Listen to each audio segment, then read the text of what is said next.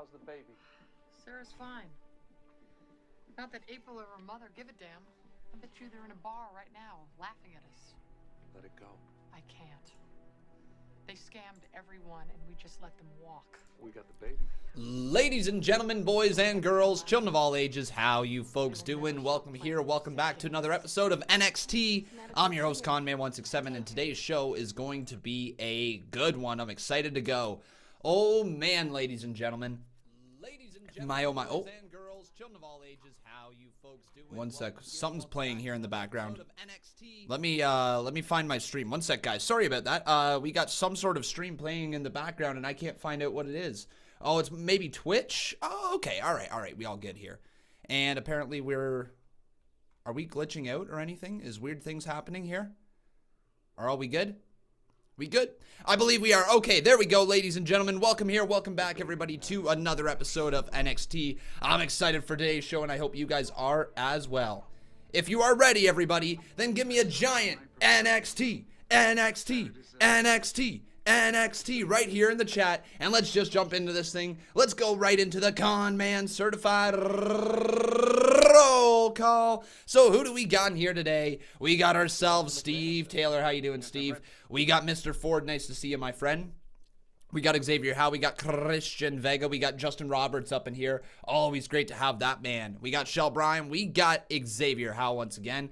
We've got Austin Fritz. Welcome, my friend, to the live stream. It's great to see you. We got Byronite, Pam M all up in here. We got Raging Red. Great to have you in here, bud. Matthew Minot. Great to see him. We got A13 Entertainment. The Viper up in here. West One Productions. How you doing, my friend?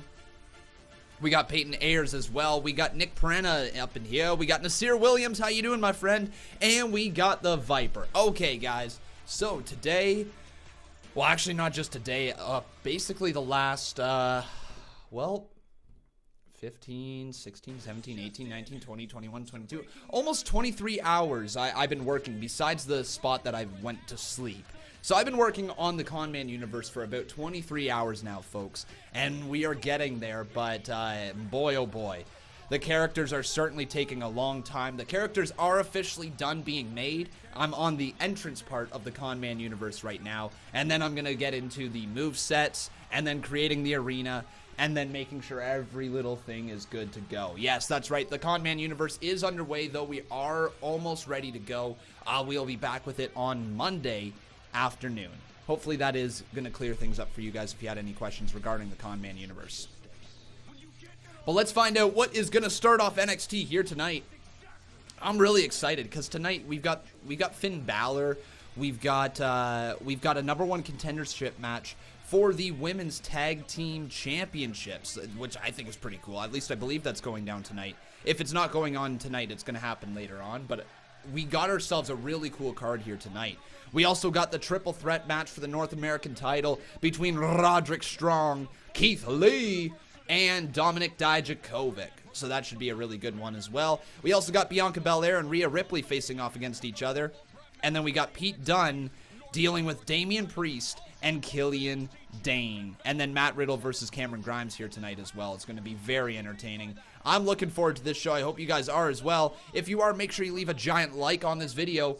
Also making sure you are subscribed to this channel. But this is my brutality, and this is Rhea Ripley. So ladies and gentlemen, Rhea Ripley starting off the show, and that means she's going to start things off against Bianca Bel-Air. Woo! Gonna be a great matchup. Rhea Ripley's one of my favorite women superstars, not just in NXT, but in the entire WWE. There's something captivating about Rhea Ripley every time we see her come onto the screen.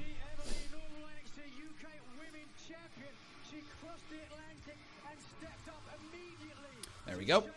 Alright, so let's get Rhea up here on the screen, and then we're going to get the Twitter poll going on over on twitter.com/Conman167, where you guys can let me know who you guys think is going to win this matchup.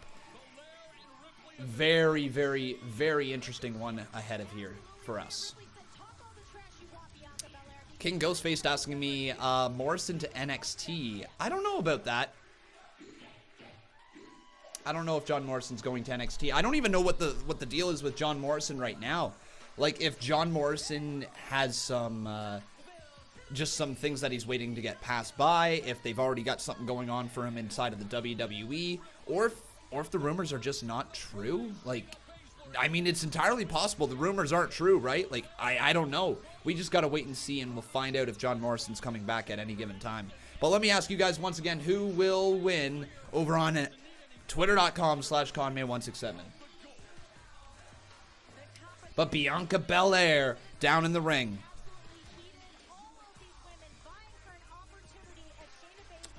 And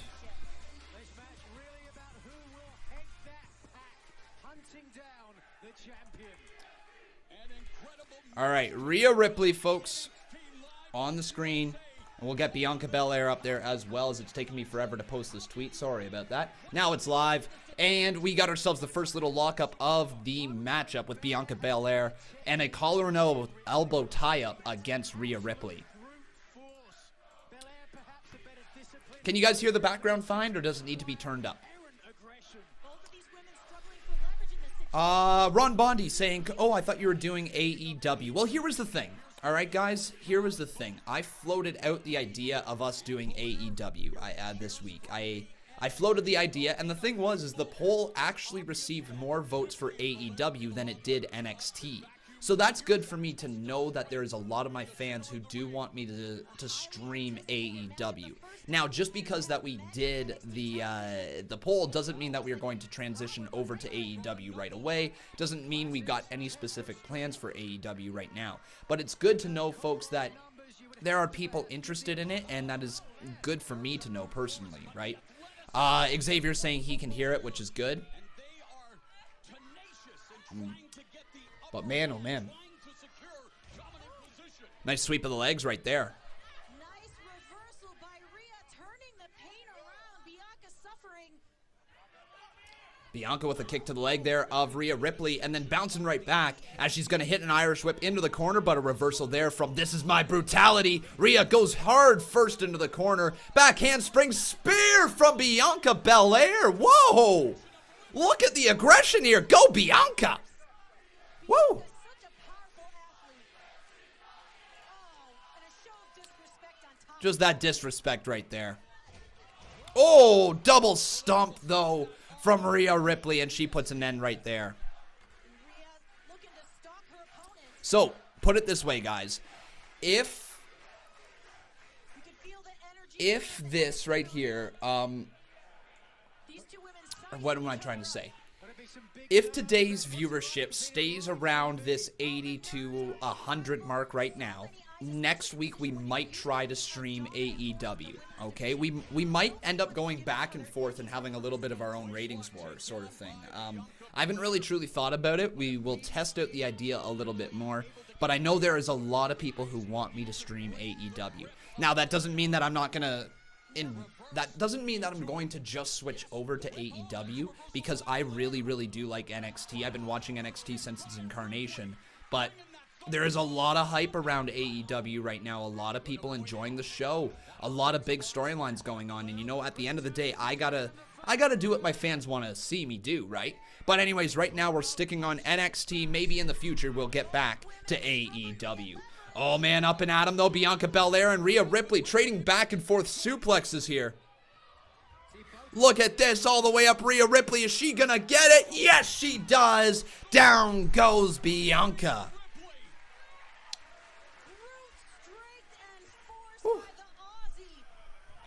Goes for the knee to the face, but Bianca Bel-Air opens those ropes up, and down goes Rhea Ripley to the outside. Forearm to the face there, but Rhea Ripley fires back, and into the corner goes Bianca Bel-Air one more time. right in the face. A lot of anger from the Australian. Seems to have an answer for Bianca Belair's strength. Alan, aka Cardi, says, Conman, why don't you stream AEW? There's more hype. There's more amount of people that want to watch AEW.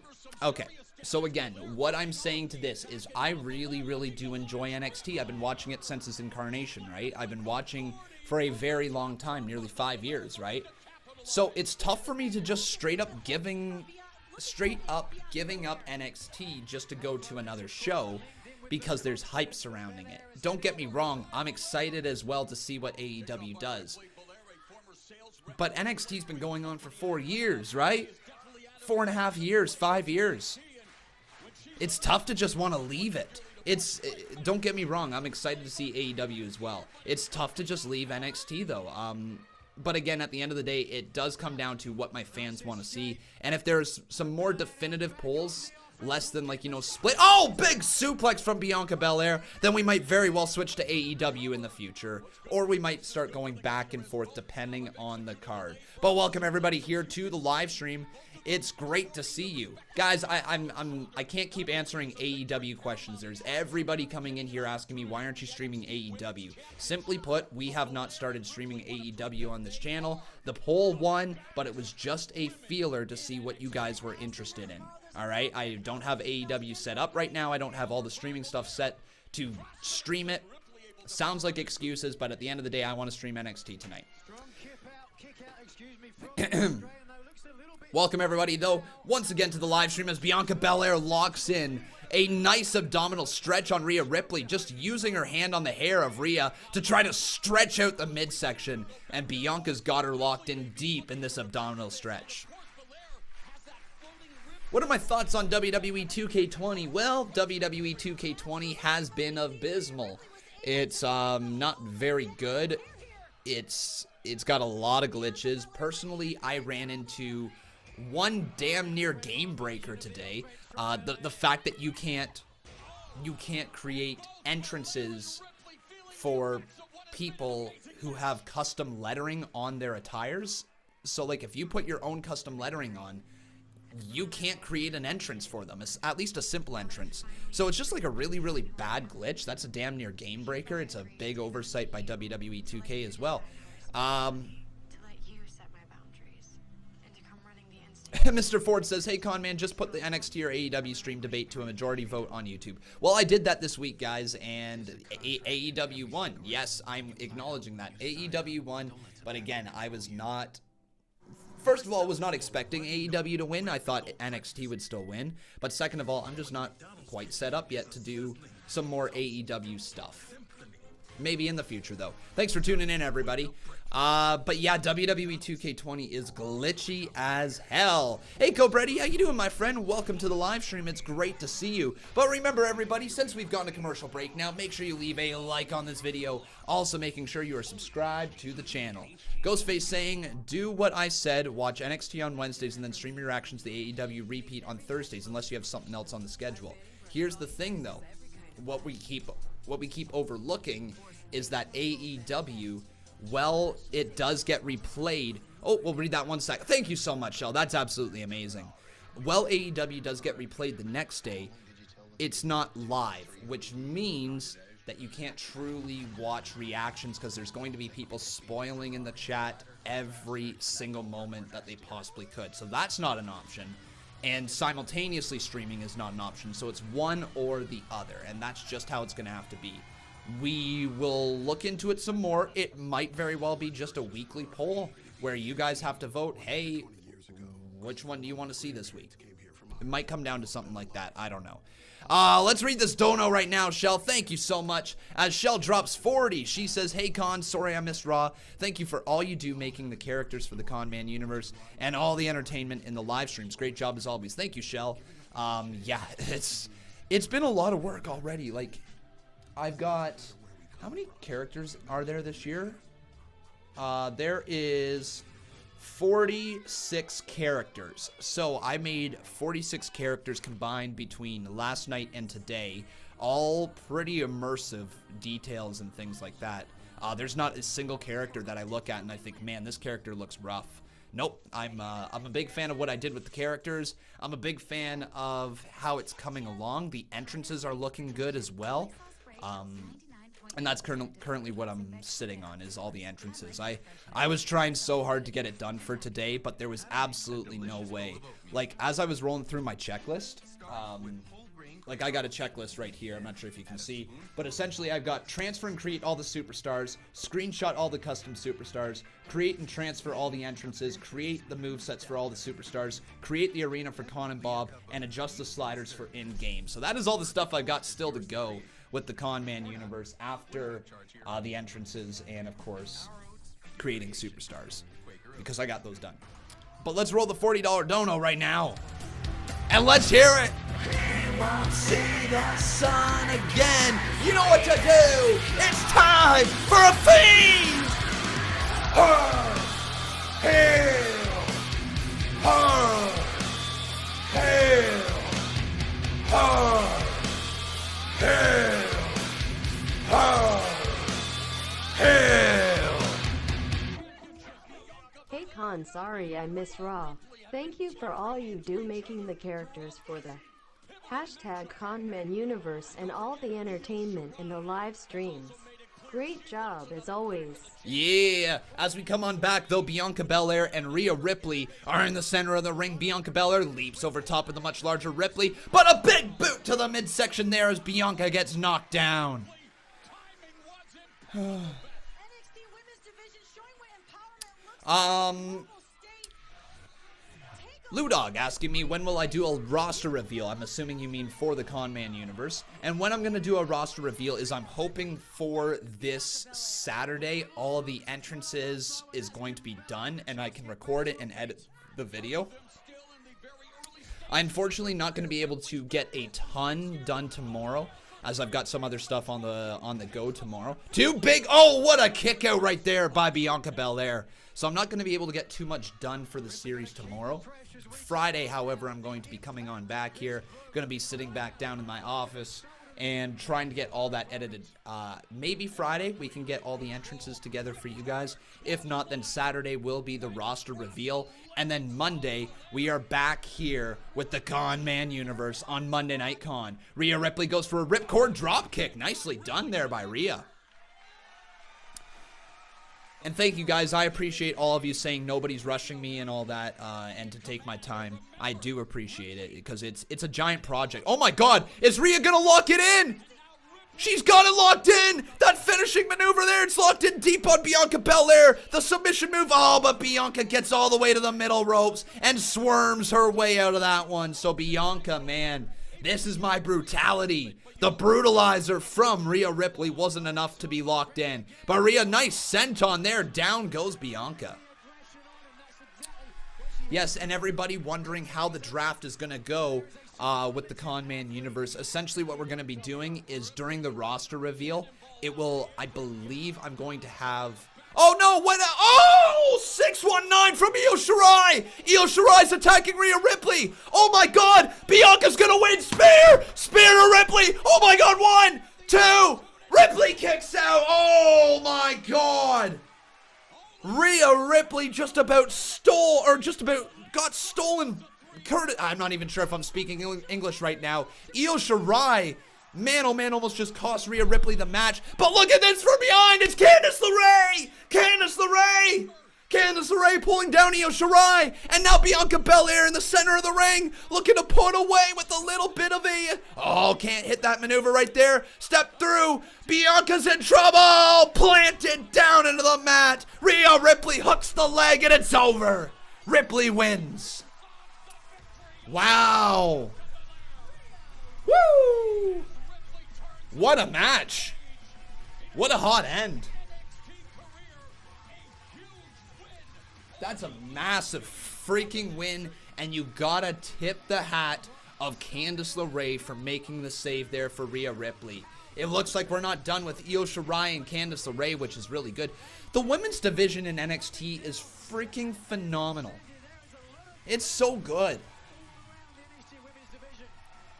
Like, that's just the opening match. A 619 to Rhea Ripley from Io Shirai on the outside, throwing her back inside the ring, and Io just laughing. She was so ready to win that one, or have that one won. But then Candice LeRae makes the save, took down Io Shirai, and Candice was looking good while doing it. Cheers, everybody.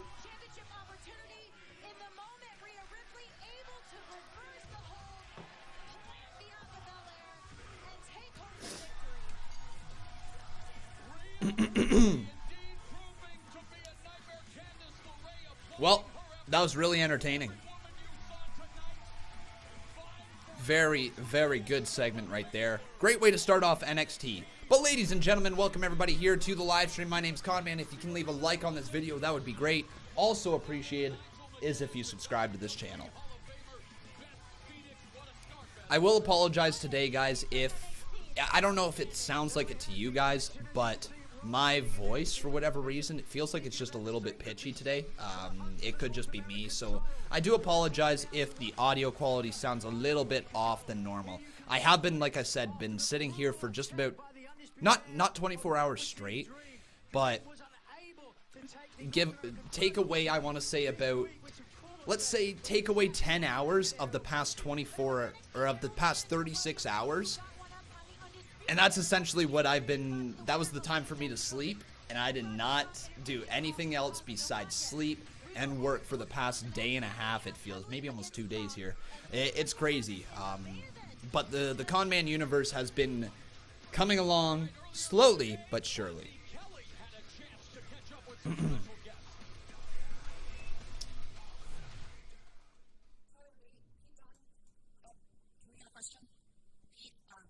Oh, Pete and Tyler.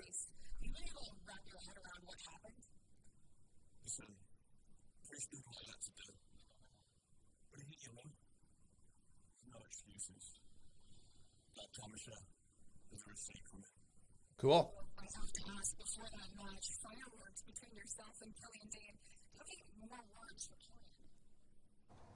I don't care about Killian Dane.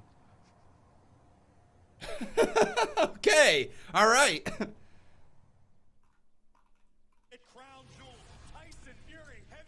All right, so that's certainly one thing for WWE, or one direction they can go in. Yeah, and my brain today is just not working. I've been, like I said, it's pretty much fried here today. It is what it is, though. Matthew Beno saying that he hasn't ran into any glitches in 2K. Man, dude, you're lucky. I've ran into about 6 or 7 already. Yeah, it's tough to justify paying $100 for the game, you know? Like, it's $100 for that game, essentially, and the game's broken as hell. I've been seeing that, apparently 2K has been issuing some refunds through the PlayStation. I guess the PlayStation's the most broken one of them all, for whatever reason. I don't know the reasoning behind it being so broken, but it is. The PC version isn't as broken from what I can tell. I've been, however, granted, guys, I will say this much. I've only ran into some issues when it comes to visual glitches and when it comes to control glitches. So, like, a big glitch that I've noticed on the PC is anytime that you want to open the Create a Wrestler, right, and you want to change the color of an item, let's say you put on a jacket. Let's say I want to go from this t-shirt and I want to put on this overshirt, right, in the Create a Wrestler thing. So this shirt right here is red, and say I want to change it to the color blue. Well, the very first time you click on it, if it's a single color, like you only have one color option, one color change option, I should say, then it doesn't always open on the first try. So then you have to back out again and then try to open it again. And it's just like these little tiny glitches that are just giant oversights. I will say this much. I feel bad for WWE 2K because it's so very, very apparent that the developers of this game and this game overall was not ready to be released. Right? And the developers, some developers have said that the game isn't ready, and they put it this way, and I think this was an excellent way of putting it. Essentially what WWE 2K has done is they said, okay, with Ukes, when they left, Ukes left the WWE 2K series, right? Or they got moved in a different direction. I'm not entirely sure the whole politics behind it. But anyways, when Ukes left, they were told essentially leave everything you have developed for this game behind, right? WWE 2K leave all of the stuff behind. But then all these new developers come in and they start trying to work on it, and there's nobody from Ukes teaching them where all the stuff is. So that means what they have to do is they have to go into the developer's code or into all the files and manually look and try to find things. And I can envision that there's a lot of things that got missed. There's a lot of things that weren't double checked, triple checked, quadruple checked. There probably weren't extensive tests done because of the switchover. And it's not me defending WWE 2K, because it's not defendable whatsoever. The game is absolutely damn near unplayable in some areas. And on the other hand, though, the game does look good in certain spots. So there's potential there. I can't wait for the first patch. Once the first patch comes, and it better come quick, like tomorrow or the next day. It should be here by the weekend. If it's not, then my freaking God, what are they doing? And as long as they can patch this game early on, I think the game will be fine. But right now, it's tough. It's tough to justify, and especially with all the negative press. Imagine if you were sitting on the edge of buying this game to begin with, and then all of a sudden you see everybody tweeting out, fix WWE 2K20, refund for 2K20, all these things. It'd be like, holy crap. I'm not buying the game, right? Right? Like that's kind of the direction that they're in right now, and it's not good for their company. So they need to put a patch out really, really quickly. And like, I haven't even really played the actual in-game part yet. I've just been creating things and I've noticed glitches. So I don't even want to know how glitchy the game could be once you start playing it. Like, we're going to find out really quick with the Conman Universe because it's all simulation, right? Like, everything's simulated, so we'll find out really quick. Also, they took away Shell. Oh, okay. Actually, I've been waiting to tell you this. Shell, they took away the big long braid that Elk has. What? They took it out of the game. So not only did I have to change Elk's stupid hair, I couldn't give you your braid. It sucked. They took the big long braid out of the game that you wanted. So I found you a medium-sized braid instead.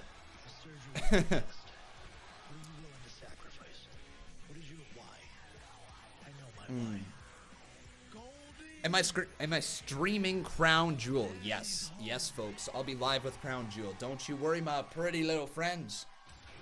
Well, the former NXT champion back for the title that he never lost. Speaking of former champions, there he is. Hey, there's Tyler Bate. Tyler Bate. We saw him arriving here earlier tonight with Pete Dunne enjoying the action from ringside. Bro. Woo! Let's do it, folks. The NXT Championship and the NXT North American Title, and has come Everybody chant with me. Chant a little. Bro, bro, bro, bro, bro, bro, bro, bro, bro, bro, bro, bro, bro, brohidi, brada, pretty, bra, bra. What am I doing? Oh my God. It's Matt Riddle. Bro, bro, bro. Everybody get your fist bumps out there. Just fist bump a little. You know, get your fist bump.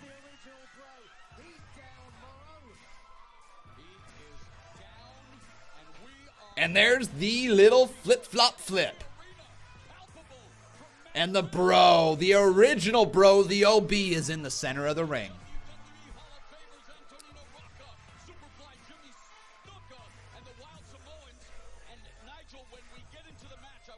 Oh, man, Matt Riddle's theme song is just so infectious, isn't it? Ooh, whoa, whoa, whoa, okay. This is going to be an interesting one. This might be the biggest test of Cameron Grimes. Okay, so I know we've seen a lot of Cameron Grimes in the NXT Breakout Tournament and everything like that. But up till now, Cameron Grimes has been squashing his opponents. I wonder if he squashes Matt Riddle. This would be amazing if somebody comes out, distracts Riddle, and Cameron Grimes just hits his double stomp right away. Like, who's Matt Riddle potentially in a feud with? He just concluded the stuff with Adam Cole. So I guess we're going to find out who Matt Riddle's next feud is with, maybe? All depends right now. Remember, though, everybody, make sure you leave a like on this video. Also, making sure you are subscribed to the channel. You can see your name pop up on the top left-hand corner. Also, everybody, if you are truly enjoying the show, make sure you consider dropping a dono.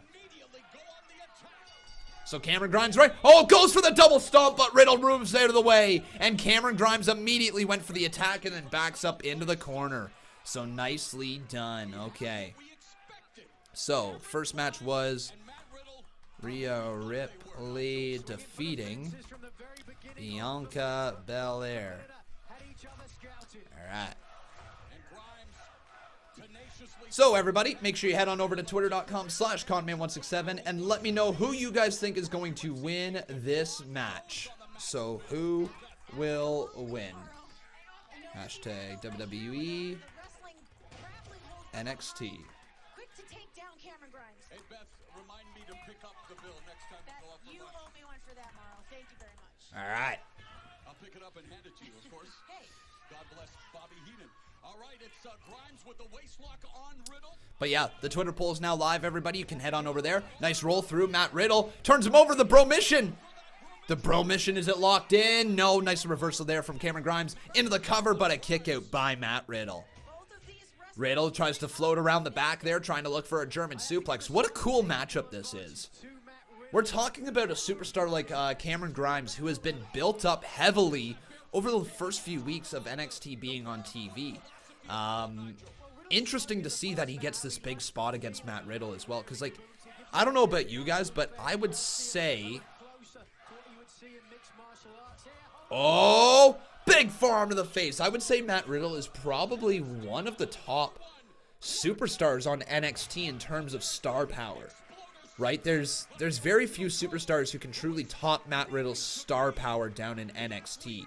Off the ropes, big kick misses right there. Standing moonsault, can't land that one. Goes into the Broton right there. Nicely done.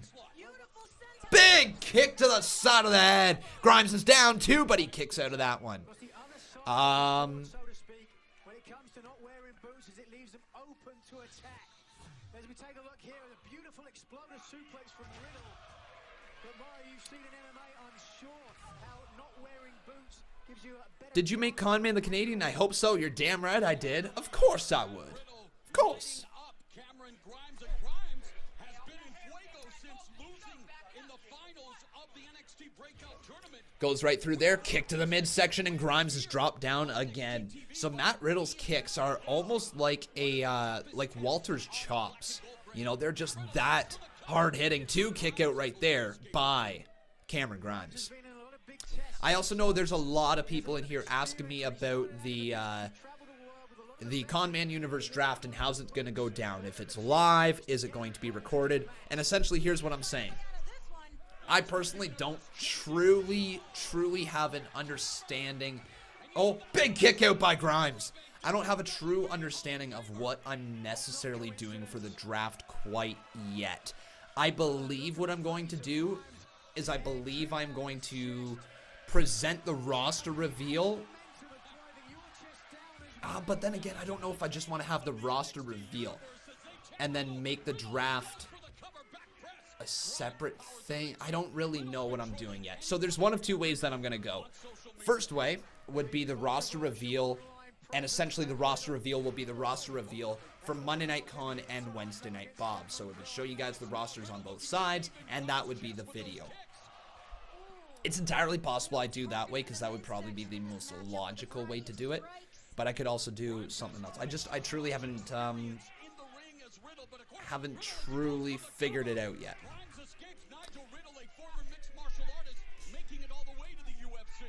Oh, so sorry to hear that, Rebecca. Hope you get better, my friend. I really do. Kick out there by Matt Riddle, and another kick to the midsection, man. Grimes and Riddle are putting it on a hard-hitting match right now, folks. Really hard-hitting. Axe kick right there. The ball of the foot coming right down on Cameron Grimes. Grimes ducks underneath that one, rolls up Matt Riddle, steps through, misses the kick to the head, but he lands on the... Whoa! Are you kidding me? What the hell? Oh my God! What a maneuver! 1, 2, Riddle's down. No! Riddle kicks out of that one. Oh my God. Cameron Grimes just pulled off one of the most amazing moves I've seen. Folks, Cameron Grimes did a backflip into a German suplex and bridged into the cover. Like, what? What? How do you even do that? How do you get that? What? How? I don't even know. That is insane, man.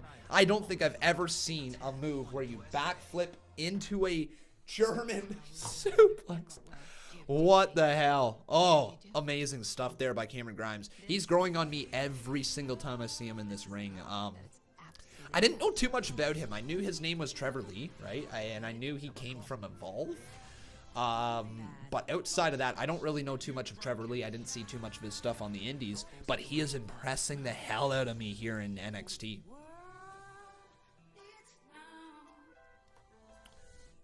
In a country hungry for unity, the $5 cheeseburger and fries from TGI Fridays is here. So let's come. Woo! We got ourselves Joseph PLE up in here dropping 31 bucks. He says, good to be back. How you doing, Con? And new boss. Well, I'm doing pretty good, Joseph P. Thank you so much, dude, for the $31 dono.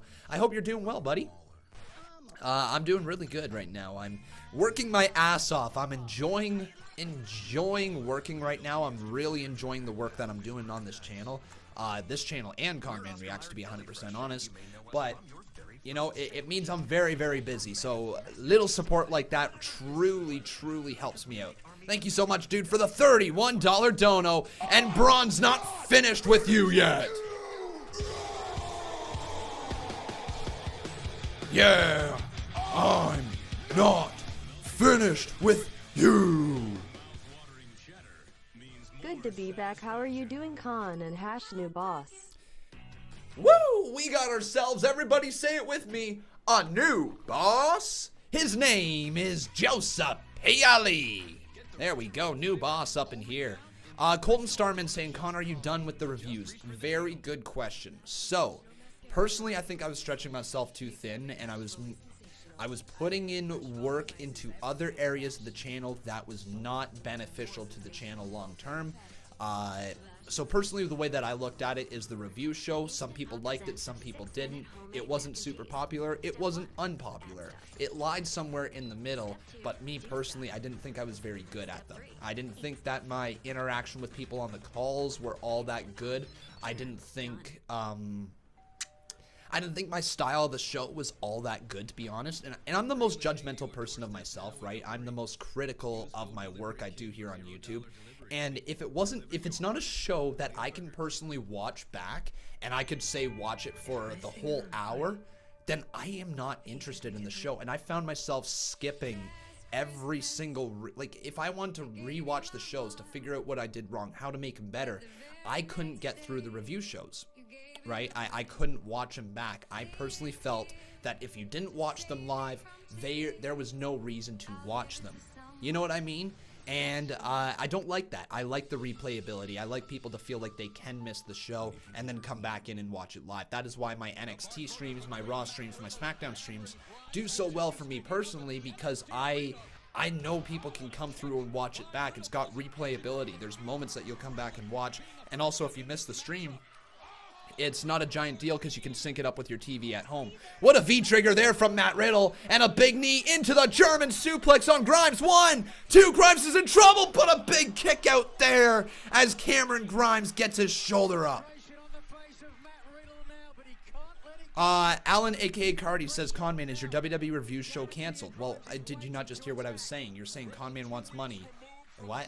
How does the two coincide? Here's what I'm saying from a business standpoint. I didn't think that I was very good at them. I felt that it wasn't helping the channel out having them, and as a result, I dropped them from the channel. I think that's as simple as that. If Conman just wanted money, I'd be live all day, every day. I want to create good content for you guys first and foremost, right? This is my job, and obviously money is a nice part of the job, but it's not what I do this for. I do it out of a pure passion, out of pure love, right? And right there, Matt Riddle did that big kick out of pure hatred as he connects right on the side of the head of Grimes.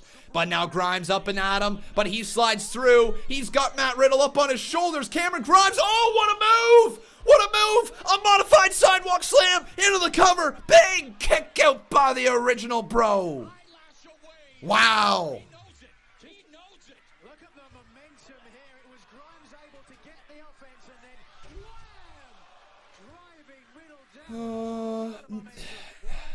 No, that's not. Okay, Alan, I'm gonna reply to you here because yes, I feel like that is. I do need to reply to you here. But how long have you been watching my streams? Do you not see the amount of people I reply to during the course of 2 hours here on NXT? 90% of them are people being positive. 90% of them are people having questions. And 90% of it is also me commentating over giant superplexes like that and a big kick out by Cameron Grimes one more time as Matt Riddle can't put him away. But no, I love this. I love doing what I do here on YouTube, and I love my fans. But Matt Riddle also loves flying through the air, and oh, he's not gonna love the double knees across the back as Grimes just got them up. And my God, ladies and gentlemen, Grimes sent over. Matt Riddle rolls through though. Matt Riddle up. Grimes lands on his feet, forearm to the face of Riddle. Step up knee there to Cameron Grimes. And a big kick misses there. Super kick from Cameron Grimes. Riddle, cross. What the hell was that? Oh my God, two. Kick out by Matt Riddle. Holy. Holy moly. NXT, Cameron Grimes goes for the double stomp. Riddle counters with a power bomb. Flips him through. They trigger. Turns him around. Matt Riddle. Boom. Good night, Grimes. 2. Grimes falls victim to a very, very game original bro. Holy.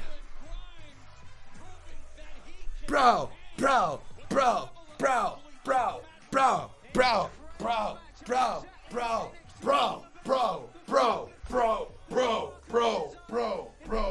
Oh, bro!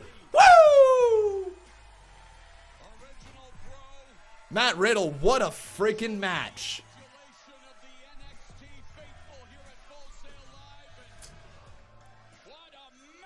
That was an amazing match. I don't know what to say, guys.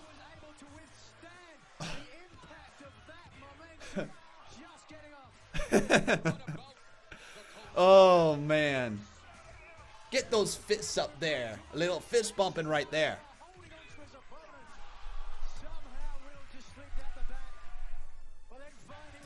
What a match. Holy crap.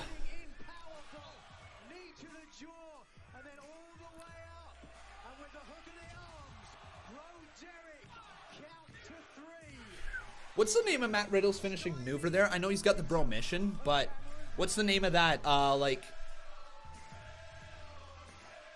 No way! Oh!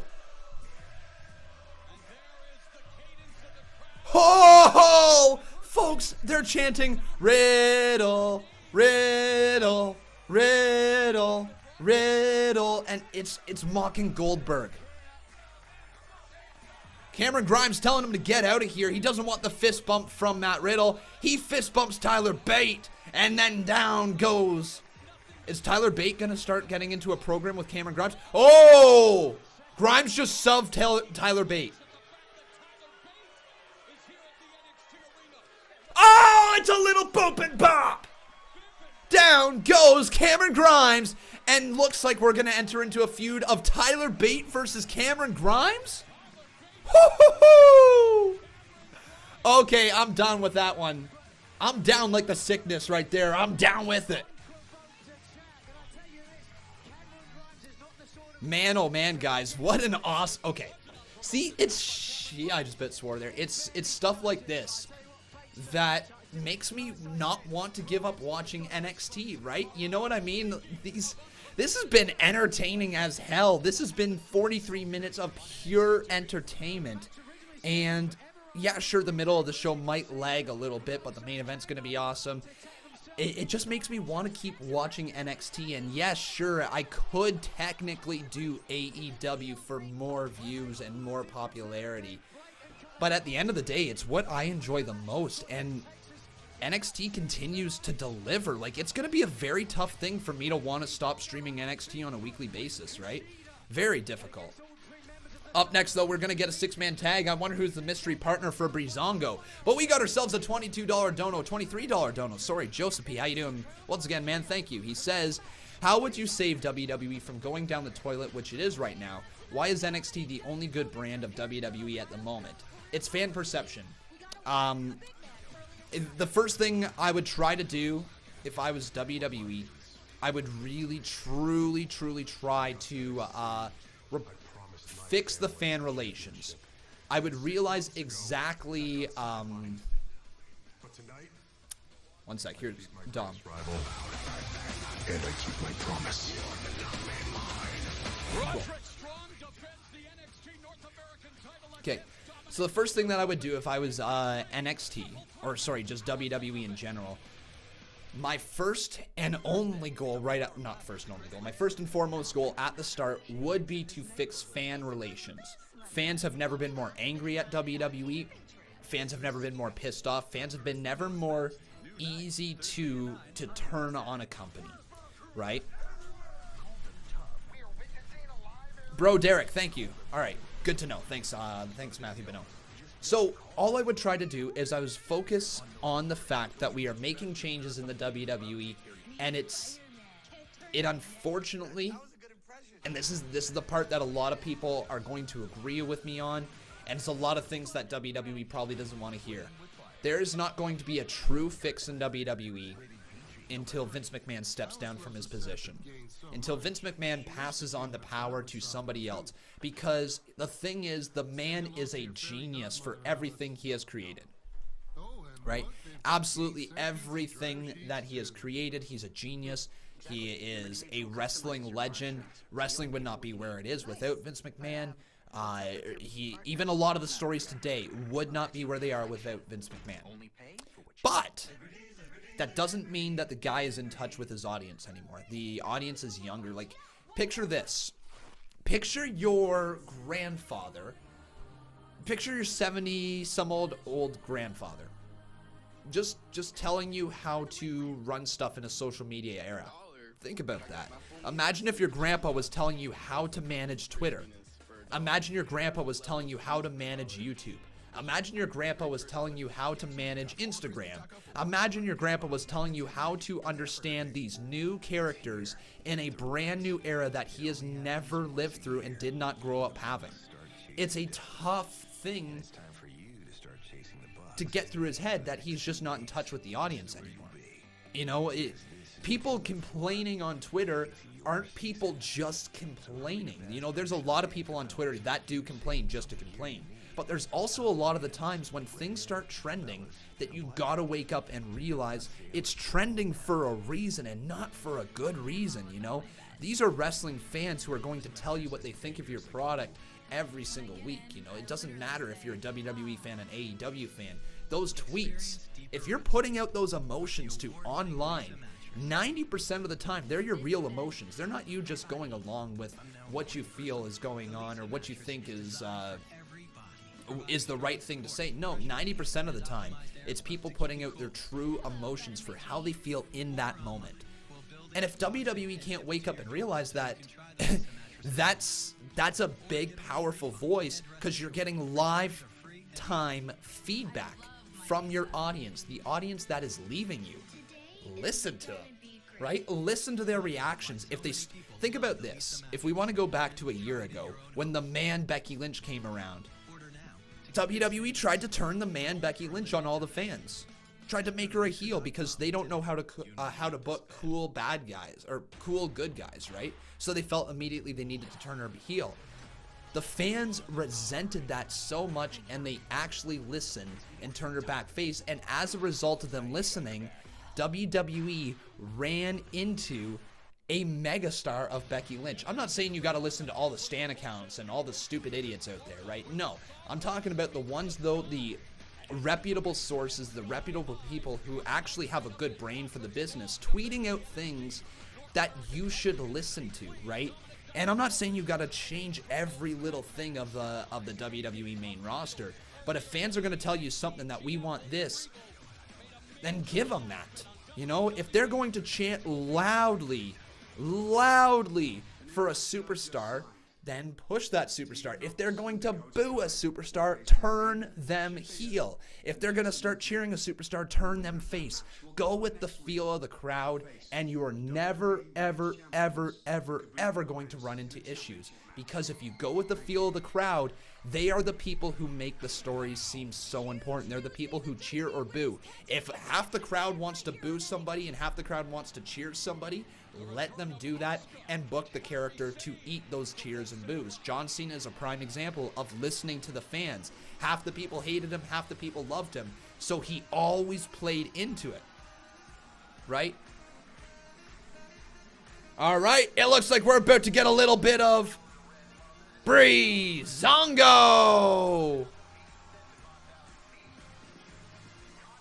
We got some pilots Breezango here. Cool. Anyways, that's just my thought.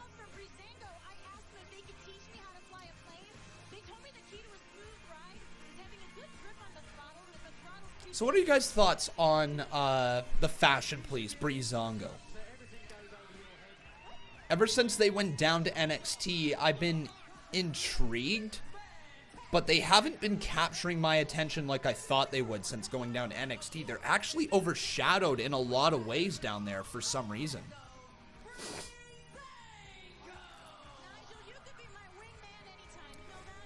Steve Taylor saying, hey, did you know that WWE's the 7th most subscribed to channel? That's pretty cool. Did you guys know that Conman167 is the 69th, yes, I'm not joking, the 69th most viewed wrestling channel in, not in YouTube history, actually, yeah, in YouTube history.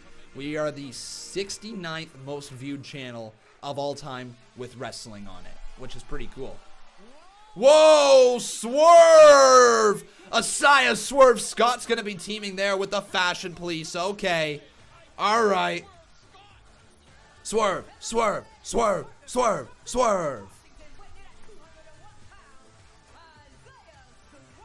I just realized I didn't roll the $23 dono there, Joseph P. Thank you, dude.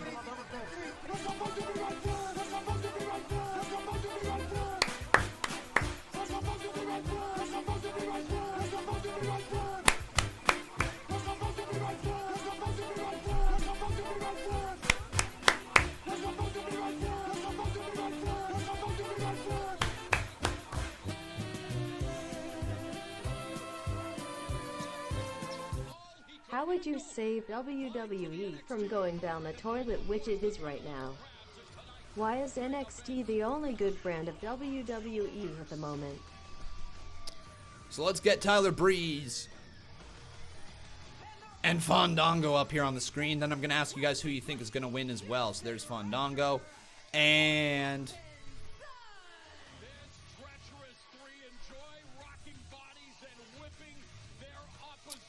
Fandango and Tyler Breeze.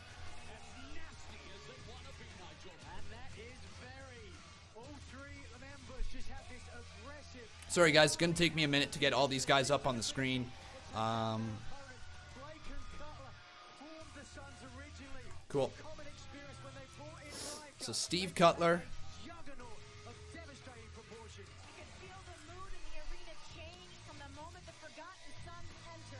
So there's Steve Cutler. Then we got ourselves Wesley Blake.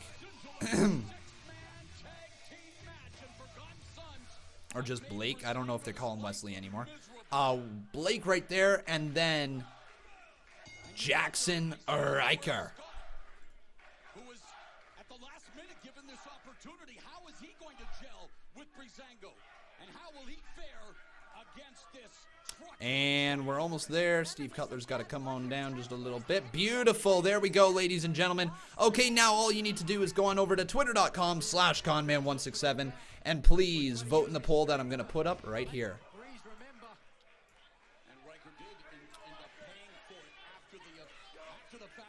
So next week, okay, so Kairi Sane and Asuka will return next week, folks. That's going to be pretty awesome for NXT. So who will win? Hashtag WWE NXT. Is it going to be Forgotten Sons? Or will it be Dango and Swerve. There we go. And Fandango's the legal man now as he rips that wife beater off and he goes to work right now. Beautifully done. Did I just exit it? OBS? Nope, we're good. I only minimized it. Cool. Jackson Riker makes the tag as Steve Cutler now comes on in and he's the legal man. So let me be honest here about the Forgotten Sons, alright? Them as a faction does very, very, very little for me as a faction. Now, the individuals in the faction, Steve Cutler doesn't impress me. He never has. Fandango with the hip thrust right there and a leg drop across the face of Steve Cutler. So, like, yeah, like, Steve Cutler has never really impressed me. There's not much that I see from him that I like. Blake, on the other hand, is truly criminally underrated with how good he is at selling, and also the way that he presents his movesets and the way that he slams his opponents is very crisp, and he's a very good in-ring worker. But the star of that faction is Jackson Riker, and here's the reason why I believe the Forgotten Sons have been put into place. I think the Forgotten Sons are simply there to bide the way for Jackson Riker's breakout. I think Jackson Riker is going to have a giant breakout moment by dismantling and attacking one or both of the members inside of the Forgotten Sons, thus cementing himself as a giant heel moving forward, and that is going to be his breakthrough moment, the moment where he starts to get a giant push, right? I believe Jackson Riker's got some big potential locked behind him, the former gunner in TNA. And I think they're just biding the time. They're developing him just a little bit more. And they're keeping his in-ring appearances very, very scarce. Because tonight is actually a pretty big rarity, you know? We don't see him wrestle all that often. So pretty cool. What's for dinner?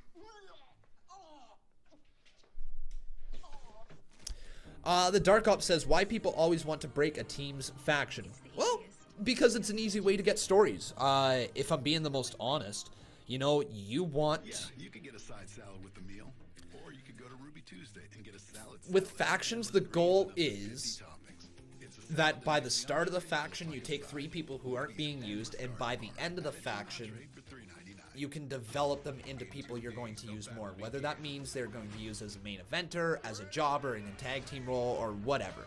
It's essentially there to help people get over in the long run. The goals of factions are never to get together and stay together for your entire WWE run, or at least they're very rarely that's the goal, right? So most of the reasons why people enter into factions is to get a short-term burst, to get on TV a little bit more often, get some name value. If the faction starts clicking, maybe get a push out of it, and then to create a heel turn or a face turn at the very end of it. That's what factions are for, you know, and I think they are being used that way, and I think the Forgotten Sons are being used in a similar manner as well. I think, like I said, we're going to see Jackson Riker turn on him at some point. Maybe it's going to be 6 months down the line. Maybe it's going to be 3 months down the line. Maybe it's going to be today. Who knows? But I believe at some point Jackson Riker is turning on the Forgotten Sons. The Dark Ops says, say that to the New Day. Guys, New Day is not going to stay together for their entire career. You know, they're simply not. There's going to be a heel turn at some point from one of them, and I believe it's going to be Kofi Kingston. A lot of people think that it might be Big E. But here's also another thing, right? With Xavier Woods, I believe he tore his ACL, so he's going to be out for a long time. With that injury happening, we might see the New Day turn on each other before we know it. It might very well be as soon as the next time they're on TV, you know, the next time they go out there. Imagine this. Imagine Xavier Woods goes out there and he's talking about his injury or whatever, and Kofi Kingston snaps, hits him with a steel chair from behind, very similar to how Seth Rollins turned on the Shield. Imagine if they did something like that, you know? It would be... People would lose their minds, and I know everybody is telling me, like, don't split the New Day, don't split the New Day, because they're a great faction who I also would love to see stay together for a long time.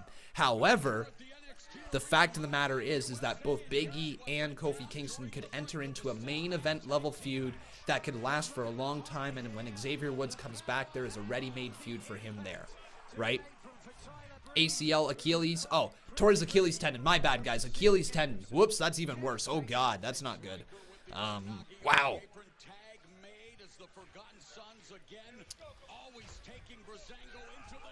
Spear right there in the midsection, though, as we come back from commercial break. Jackson Riker's the legal man. Off the ropes, Riker puts him down into the mat. Into the cover goes Wesley Blake, 2, and a kick out by, I believe that's Tyler Breeze. Yes, it is.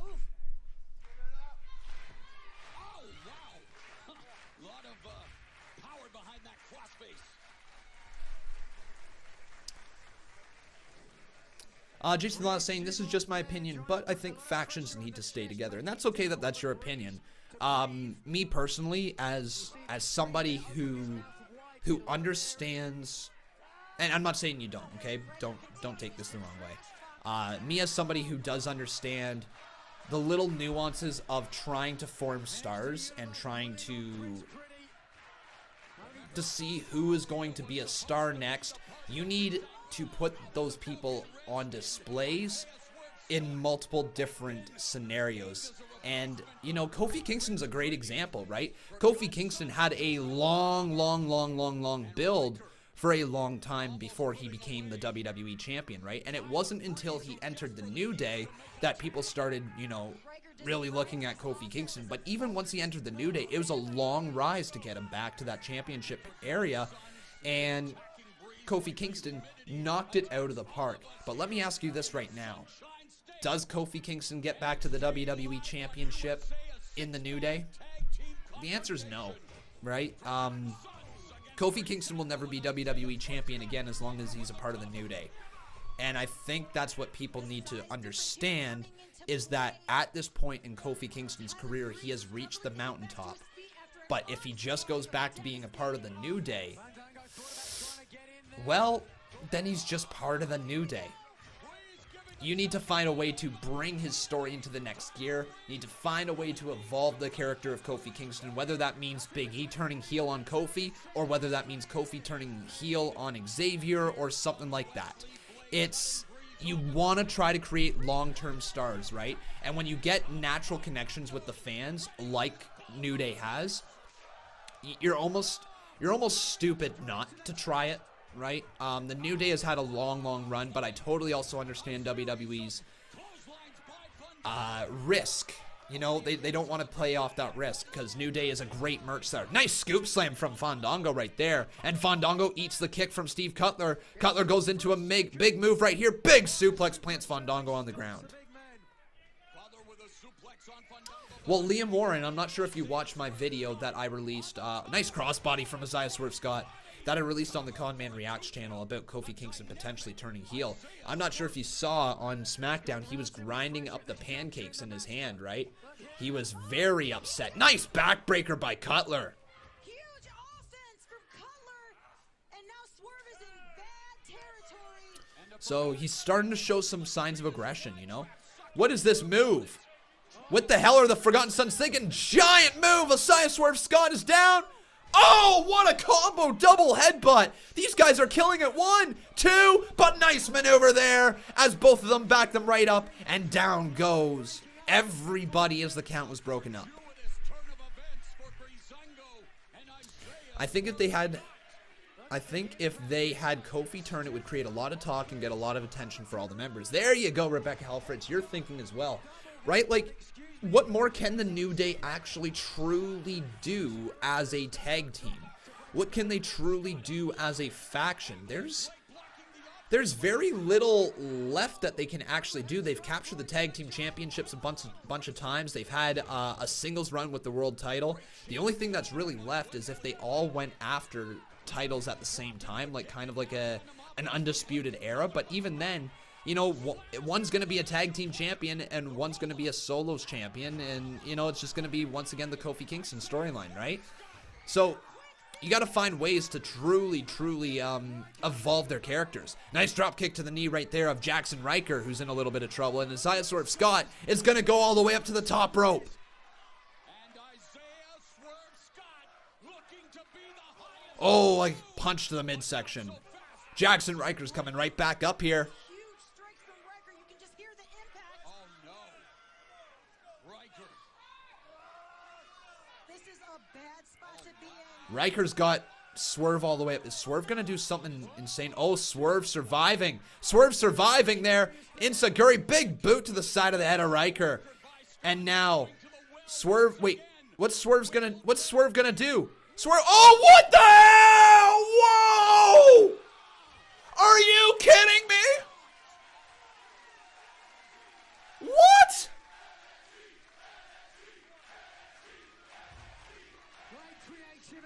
What a maneuver by Asaya Swerve Scott. Swerve slides off the back there. Jackson Riker pulls on the trunks there. Kick to the face. Enziguri to the other side of the head. Tyler Breeze has been tagged in. Oh my goodness. Tyler Breeze, double super kick from Fandango and Breeze. Cover 2, broken up by the Forgotten Sons. Man, guys, very good matchup that we're witnessing right now. Forgotten Sons so loyal to one another. They always have each other's backs. Always have eyes on one another. Hey, Ashton, how you doing, my friend? Welcome to live stream. Putting Dango back in the ring. The pressure of the two. Not sure how fresh will be after a few more of those forearms. Oh, wow. Forearm to the face. Another chop as Fandango is really firing back here at full speed. Tag has been made. I don't believe Fandango sees it. Oh, he eats a forearm to the side of the head. Riker, though. Whoa, Riker just got taken out considering that Fandango just rolled him over. But Cutler's in. Whoa, and just throwing Asaya Swerve Scott over the top rope. And down goes Scott, but now he's thrown back in the ring courtesy of Cutler. Cutler makes the tag. In comes Blake. And Wesley Blake and Cutler are going to look to put an end here. As Swerve Scott rolls through there. Oh, kick to the back of the head. It might be all over. 1, 2. Asaya Swerve Scott wins. Wow.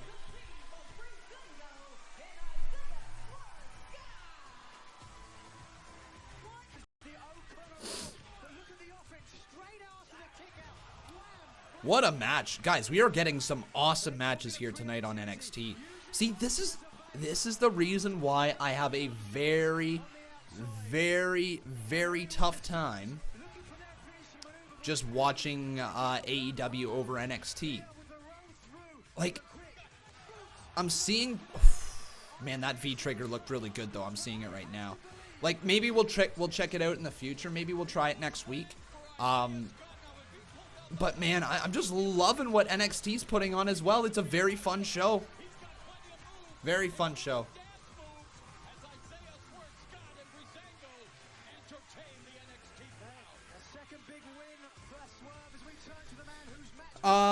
If Kofi Kingston actually turns heel, who will he be feuding with? Xavier Woods or Big E? I mean, it can't be both considering because Kofi will be in as a disadvantage with two faces. You know what I mean? Well, I'm not sure if you just heard me say earlier, but Xavier Woods is out injured right now. And Xavier Woods has an injury with a torn Achilles tendon, I believe, is what people told me here.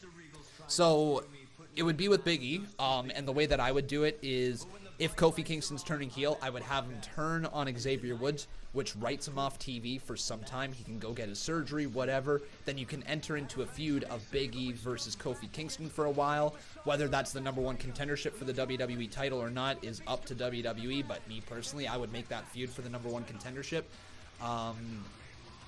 And what I would do with that, so here's, if you guys want my full booking scenario here, what I would do with, hey, here's Leo Rush. Big fan of Leo. It's the Cruiserweight Champion. But for me, how I would book that scenario is I would have Xavier Woods go out there with the New Day and announcing the fact that he's injured. You know, he tore his, whether he's in a boot or something like that, completely up to WWE how they want to present it. But have him out there. Ryan W., thanks for subscribing. Have him out there and essentially, man, I lost my train of thought. Have the three of them out there. Have Kofi Kingston attack Xavier Woods in the middle of his speech and maybe attack Big E as well. Go Shield style, right? Go Shield style if you want. You could have him pull a steel chair out or something like that, however they want to do it. Have Kofi Kingston turn on both Big E and Xavier Woods. Continue to beat up Xavier Woods, thus running him off TV. Big E versus Kofi Kingston for the #1 contendership of the WWE title down the line. Okay, cool. So that feud leads to the #1 contendership match. Kofi Kingston versus Big E, and you have Big E defeat Kofi Kingston. Now, you go to the Brock Lesnar match. Big E versus Brock Lesnar or Cain Velasquez, whoever's the WWE champion, but it's going to be Brock Lesnar. So Brock Lesnar versus Big E for the WWE championship. And you have Kofi Kingston cost Big E the WWE title, because if Kofi Kingston can't hold on to the WWE title, then nobody from the New Day can hold on to the WWE title. Make that his new character. Make him a little bit mentally deranged, gone a little crazy from losing the title. The power of positivity is no more. It's out of there. And that means Kofi Kingston has gone insane over the WWE title. Makes it his goal to get back to that championship, and he gets rid of his friends in the process, the people who got him to the title in the first place. And he has to shed the old Kofi image. He has to shed the pancake throwing, the hip gyrating, the crop top wearing, the power of positivity Kofi Kingston, in order to get to the next level, to get back to that title that he feels he deserves to have. He feels shorted from losing on 9 seconds. He feels disrespected that the New Day is just out there partying and he has to act like nothing's wrong. He feels undervalued by the WWE Universe because they forgot about Kofi Mania, and as soon as he wasn't in the spotlight, fans stopped chanting his name. These are all the reasons to turn Kofi Kingston heel. He has never been a heel from what I'm aware of. This is the Kofi Kingston that we could see, that we were kind of expected to see when he was in that feud with Randy Orton way back in 2009. The power of negativity. Cool little catchphrase right there. Like, you know, whatever it's got to take to get Kofi Kingston back to that WWE title. Because we got to admit right now, folks, there is almost zero way that Kofi Kingston is ever going to be in a WWE Championship picture again as long as he's with the New Day. He's done it all with the New Day. You know, you can't reach the mountaintop and then take your step back and just continue doing what you were doing. You're never going to get back there again, right? Especially when you weren't viewed as a main event player before the whole Kofi Mania thing happened. We're Oscar Mayer Deli Fresh, and you may know us from your very first sandwich. As a single star, no. Kofi Kingston has never been a heel as a single star. Sorry, he was with the New Day. You're absolutely right. No artificial preservatives. Make every sandwich count. You are absolutely right in that scenario there. But remember, everybody, if you are enjoying the show, make sure you leave a like on this video. Also, making sure you are subscribed to the channel. We're going to run some ads right now, folks. And I see some more people asking me why I'm streaming NXT over AEW. Very simple reason. I like NXT a lot, and it's going to take quite a bit for me to not want to stream NXT. I did do a poll asking people what they would like to see to gauge the audience, see if people were really interested in AEW or if I should just not worry about it. The poll was that AEW won. There were more people voting for AEW over NXT, which I'm fine with, you know, and that does signal the fact that people want me to stream AEW. But also, here's the thing that you guys got to remember, right? Just because a poll got released does not represent the entirety of my fan base. That poll had 1.3k votes in it, and I believe, what was it? Well, we'll take a look at it right now. I believe that most of the poll votes were it was basically split, right? So 1.5k votes and 1.6k votes, and 57% said AEW and 43% said NXT, right?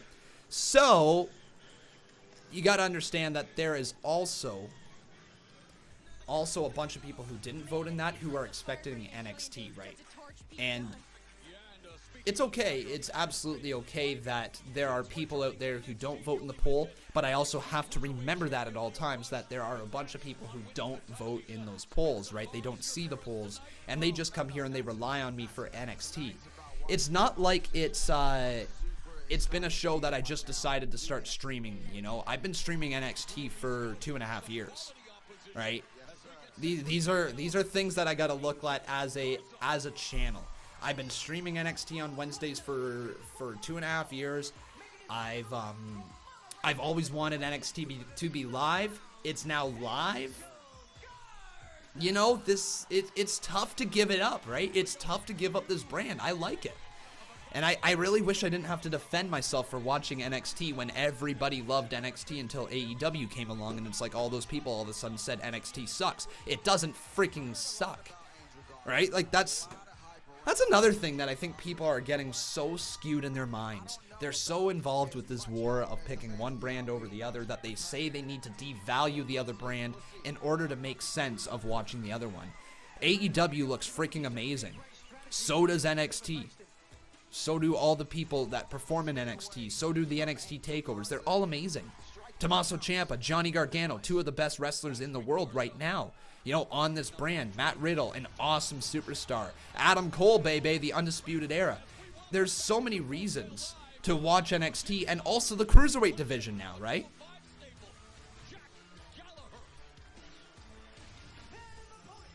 Colton Starman says, I was placed in timeout by a moderator. I guess Wrestling Days gets a viewer, and Conman loses one. Well, you want to do that over being timed out, man, then go right ahead.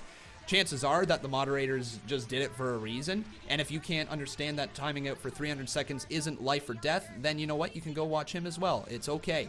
I am not offended if you choose to watch another person. Wrestling Days is a good guy, but if that is your reasoning for choosing one streamer over the other, then you do you, bud, but that is what it is.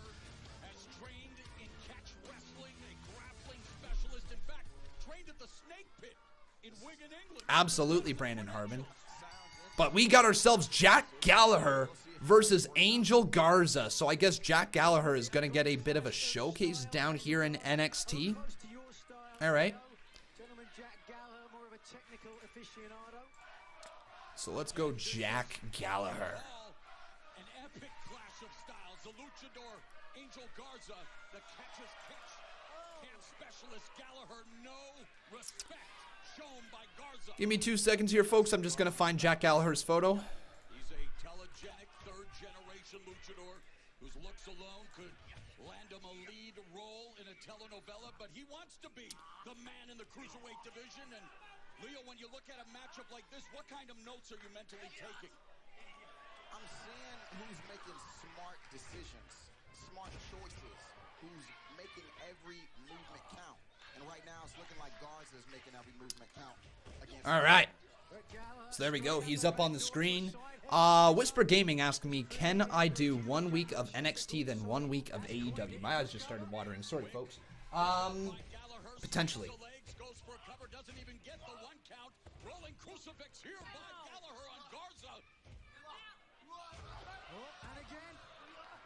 Whew. My eyes just literally started watering for no reason. I think I looked right into the fan and it dried it out. Woo! My God, my eyes are watering like crazy. But a big kick out there by Angel Garza. Is he going to rip the pants off? Angel Garza unzipping them. But it looks like Gallagher's going to slide around the back. Oh, and Gallagher ripped the pants off. And a nice drop kick there from Garza. Man, the guy's a gem, isn't he? Angel Garza to eventually face Lio Rush seems to be the direction they are going in. I'm down with that. Angel Garza looks amazing. Doesn't he? What a move right there. Angel Garza. Now he's going to line it up. Super kick to the side of the head of Jack Gallagher. Into the cover. He's got the leg, but a kick out there by Gallagher. So now I want to ask you guys. Absolutely love what I'm seeing right now. Why is that? This is impressive.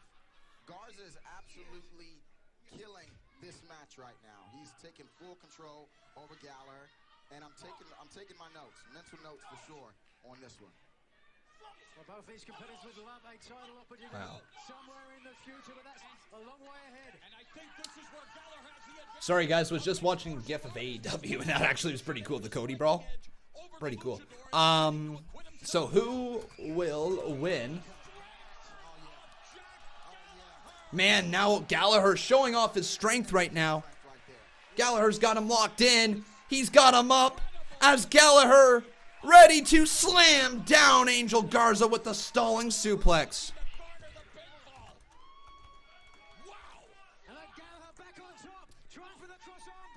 Goes for the cross arm breaker. Can't get it on Angel Garza right there, though. Angel Garza. Plenty of back and forth action here. The scrambling on the mat. Hand on the bottom rope is going to force a break from the official. And Gallagher back on his feet. Justin Roberts says, I think you should go with whichever one has the better card each week. See, that's so tough to do. Angel Garza gonna slide through. Oh! Slaps the back of Jack Gallagher. Man, Angel Garza's got a little bit of charisma, doesn't he? See, it's tough to just go off of who's got the better card because you never truly know what's gonna happen on a show, right? Until you watch it. Like, I don't know, man. Like, it's... We'll think about how I'm going to potentially do AEW some more. But at the end of the day, there's going to be 0 ways that I can impress everybody, right? That I can really, truly please everyone. 2. Oh, it's over! Wow! Garza winning with the moonsault. And Jack Gallagher falls victim to Angel Garza. So that's a... Okay. All right. It's over.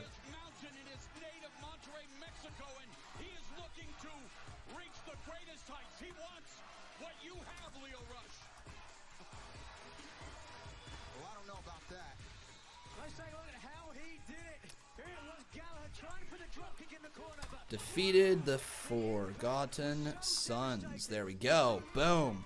The Forgotten Sons have been defeated earlier tonight. And then also, here today, we had ourselves Angel Garza defeating Jack.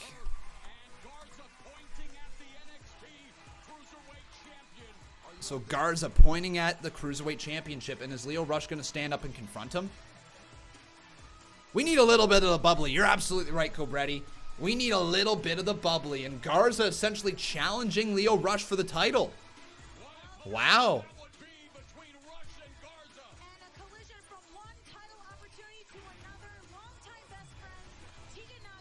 Now, this is one I am ready for. The Women's Tag Team Championship #1 contenders match. Team Kick, Dakota Kai, and, oh my god, why am I blanking on her name? Tegan Nox versus Shayna Baszler's Goons, Marina Shafir, and Jessamine Duke. Woo! It's going to be a good one. Let's get these guys off the screen, and I want to remind you guys all to make sure you leave a like on this video. Also making sure you're subscribed to this channel. There we go. Yes, Chris Jericho is my favorite wrestler of all time, which also makes it difficult to not stream AEW, because I do love me some Jericho. He is my favorite of all time. But at the end of the day, I continue to say this much. I really like NXT. I don't know, there's just... It might just be my connection to the brand with the fact that NXT TakeOver Toronto, the first one, was my very, very, very, very, very, very, very first WWE pay-per-view that I'd been to.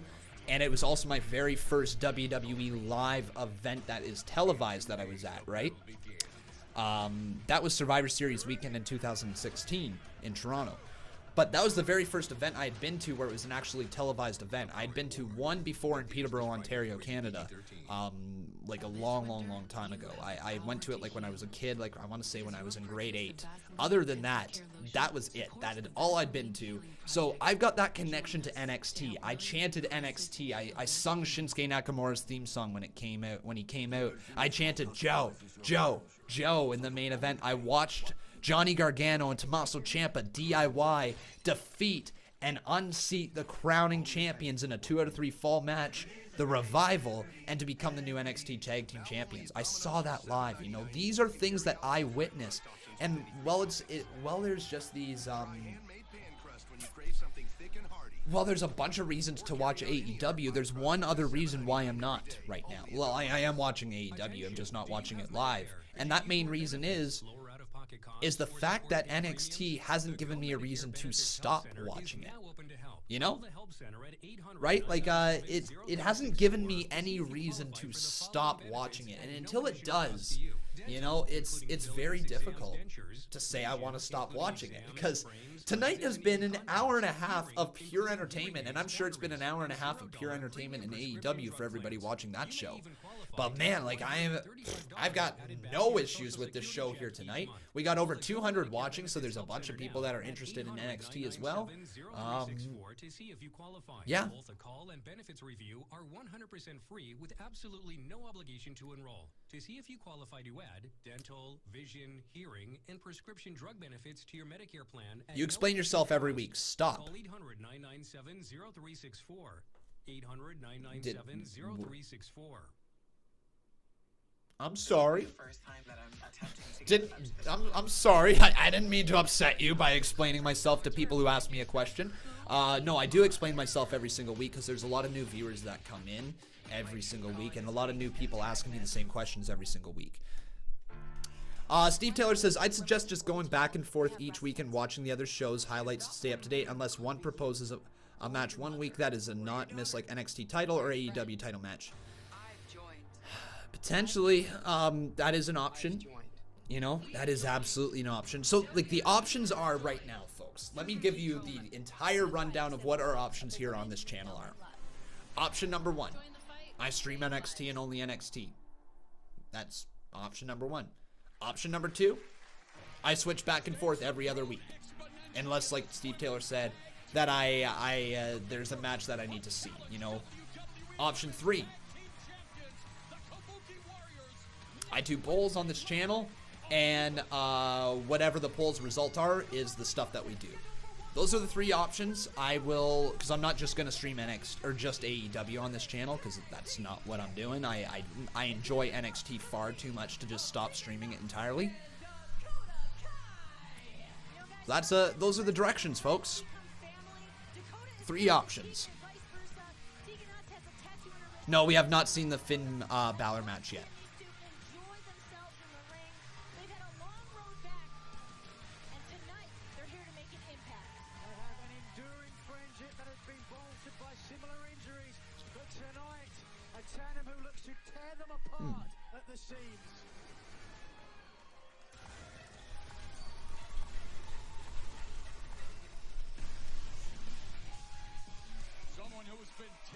But here we go. It's the Queen of Spades herself. It's Jessamyn Duke. I'm joking. It's not just Jessamyn Duke. It is the Queen of Spades, Shayna Baszler, flanked by Jessamyn Duke and Marina Shafir. You know what? We don't see Marina Shafir and Jessamyn Duke compete all that often, so this is actually kind of cool. Put it this way, I don't even have Marina Shafir's photo or Jessamyn Duke's photo, do I? Nope, we've got Team Kicks, though. We got Dakota Kai's, and we got ourselves, of course, Tegan Knox's photo. So let's get these 2 beautiful girls up here on the screen. Tegan Knox. There's Tegan Knox. She's gonna knock you out.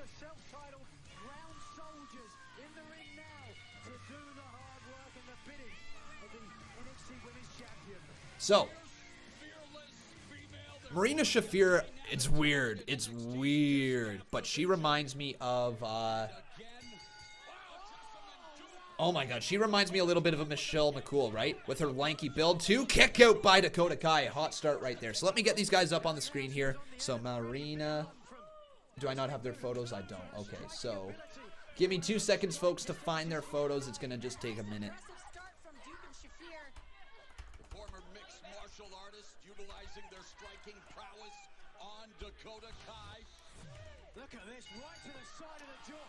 So let's get Marina Shafir up here.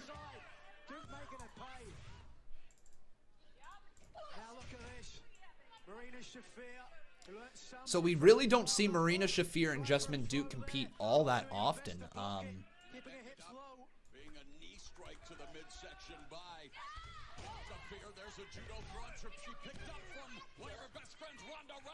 Shafir calls herself the CEO of the judo throw. You see it executed perfectly right all right, in the center of so the there's Jessamyn Duke. And she has now been saved. But yeah, WWE, here's the thing. If they're looking at Jessamine Duke, they see money in her. You know, they see money in Jessamine Duke. There's no question about that. It's just whether she can put it all together. She's a very, very impressive performer when she gets on a roll. However, she's not incredibly smooth in the ring yet. So if she can find a way to string all of this together here, if she can find a way to create an aura around her in-ring work, you know, then man, oh man, we might just have another megastar on her hands.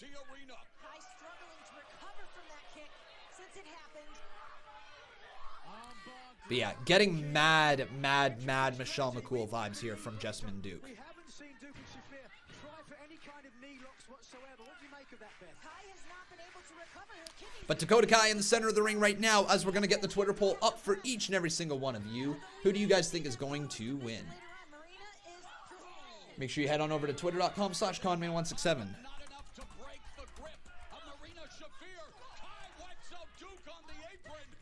So, team kick, or will it be two horsewoman? Tag has been made, and in comes Tegan Nox, who hits a big little clothesline there. Down goes Marina Shafir, or sorry, that's Jessamine Duke, as Duke is planted into the mat. And right there, Marina Shafir planted into the mat as well. She's been learning and getting better and better every single time she gets in the ring, which is not all that often. But it's still getting better. Nox, though, hard in the corner. What a senton there. Catches Jessamine Duke. All the way up. Crossbody to Duke. Cover 1, 2. But Marina Shafir creates a separation just at the last possible second. In comes Dakota Kai with a bicycle kick of her own. And just like a normal bicycle kick, you don't forget that, or learning to ride a bicycle, you don't forget that. Nice right hand headbutt there. A right hand headbutt, that's not a thing. Straight up headbutt. Tegan Nox with the shiniest of wizards. It's over. 1, 2. Nox and Kai are the #1 contenders. Dakota Kai and Tegan Nox are the #1 contenders, and they're facing the Kabuki Warriors next week for the tag team titles. Whoa, Kabuki Warriors versus Team Kick? Yeah, man. Yes, yes, yes, yes, yes. Holy crap, that is going to be a big match next week. Tegan Nox and Dakota Kai versus Asuka and Kairi Sane. Two former... Oh.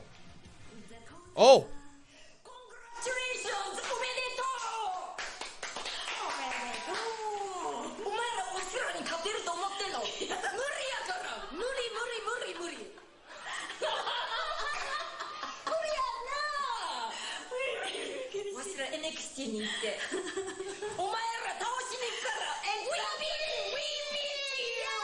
Yes! Next week you have no chance. Fun and games and a lot of laughter from the Kabuki Warriors, but next week it will be all business. Holy crap. Wow. Goosebumps.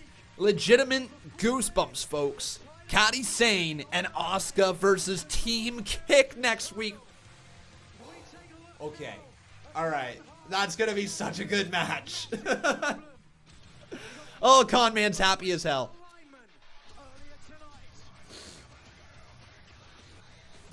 And also our main event here is Keith Lee versus Dominik Dijakovic and Roderick Strong. Like, come on. It's going to be so good. Derek Hoover saying 2K20 is going to be fixed on October 28th. So, almost a whole week after their game, they're going to release a patch. Wow, that's so sad. That's just so sad.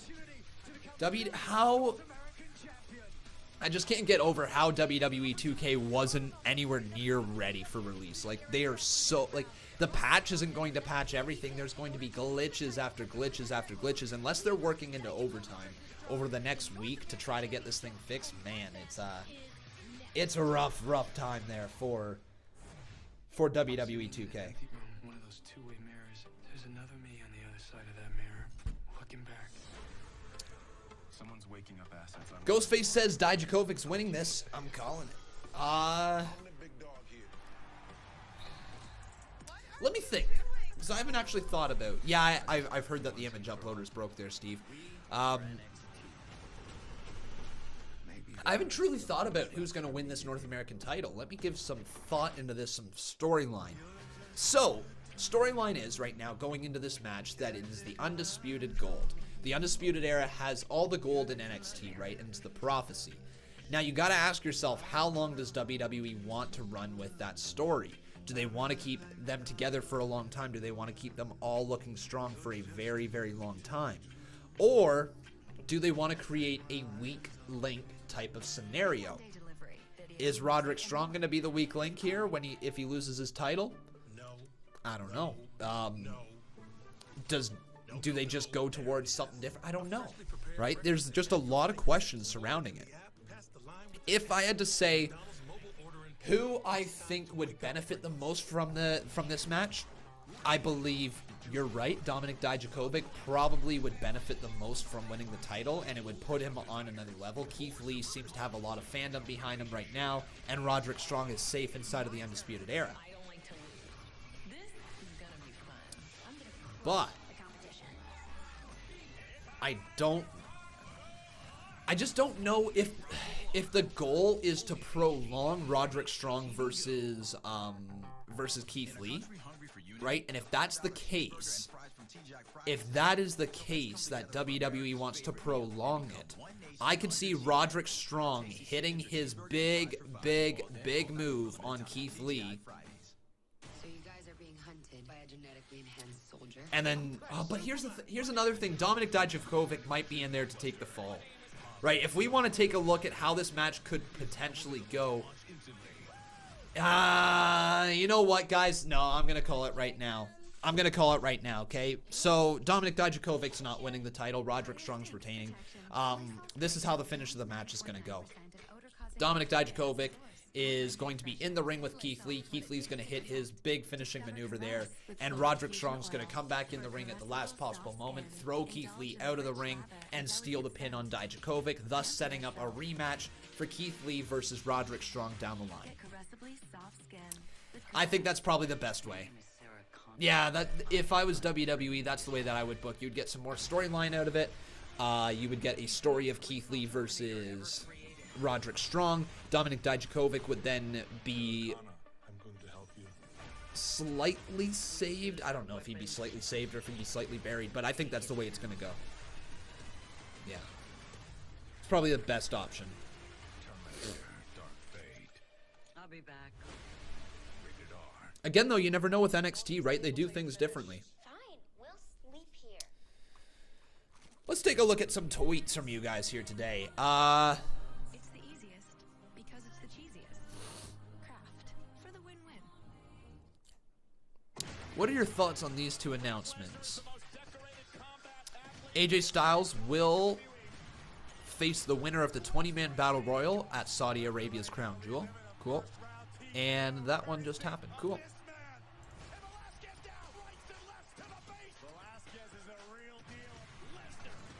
Yeah.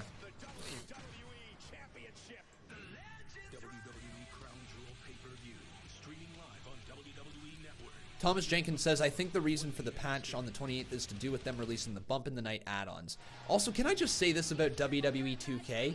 How dare you sell all these add-ons and them not be ready for day one release? The Bump in the Night, how the hell is that not day one release when it's a pre-order thing?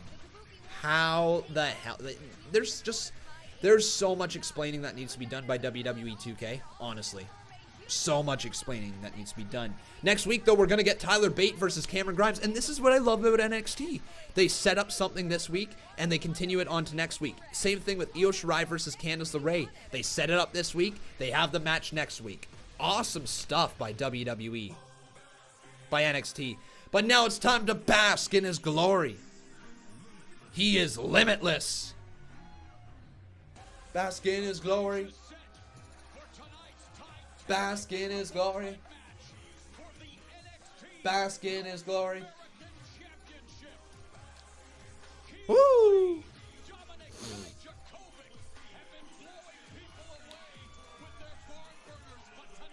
What they need to do for WWE 2K again is start making it around WrestleMania time instead of around SummerSlam. And I do like all the matches at Super Showdown. Well, it's not Super Showdown, it's Crown Jewel. Yeah, I would agree. I feel like the WrestleMania season's the time for the WWE game to come out. I do feel like it is. Bask in his glory. As you mentioned, Morrow, he has to be focused on Roderick Strong. He can't let the rivalry between him and Dijakovic take precedence. It's a great way to put it, Morrow.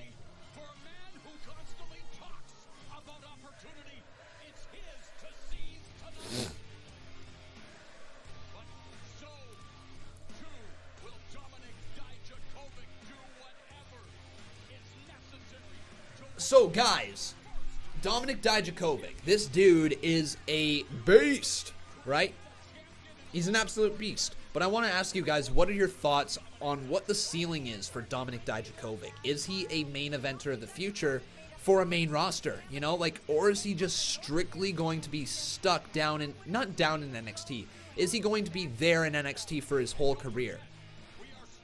I'm thinking he might be. You know, Dominik Dijakovic seems like he could be a guy that is always around NXT, but never going to jump to the main roster. However, he is a big man, so I don't know.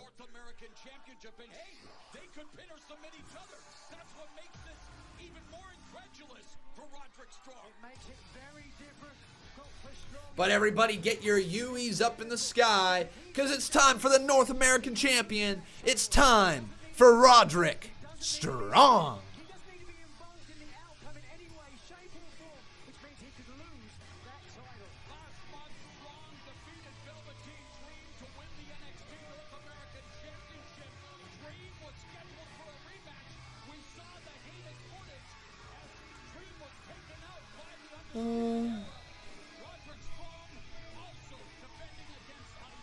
Alright, everybody, get your fingers up, get your thumbs ready, because it's time, folks, for Roddy. I guess he's not going to do the Adam Cole boom.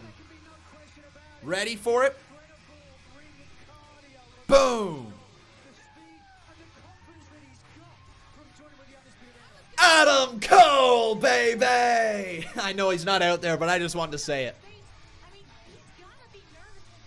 Triple threat Ring of Honor title. Oops, I meant North American title match. Oh, that's funny. Yeah, it is. Like, honestly, you look at how WWE rated Ring of Honor.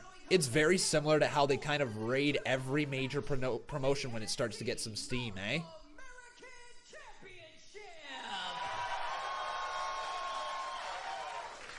Introducing the challengers. First, from Wichita Falls, Texas, weighing in at 340 pounds, Keith Lee!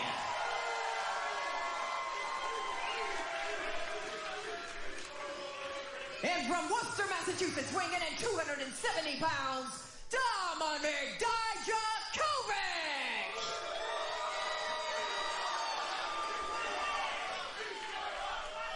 And their opponent, representing the Undisputed ERA, he is the NXT North American Champion, Roderick Strong!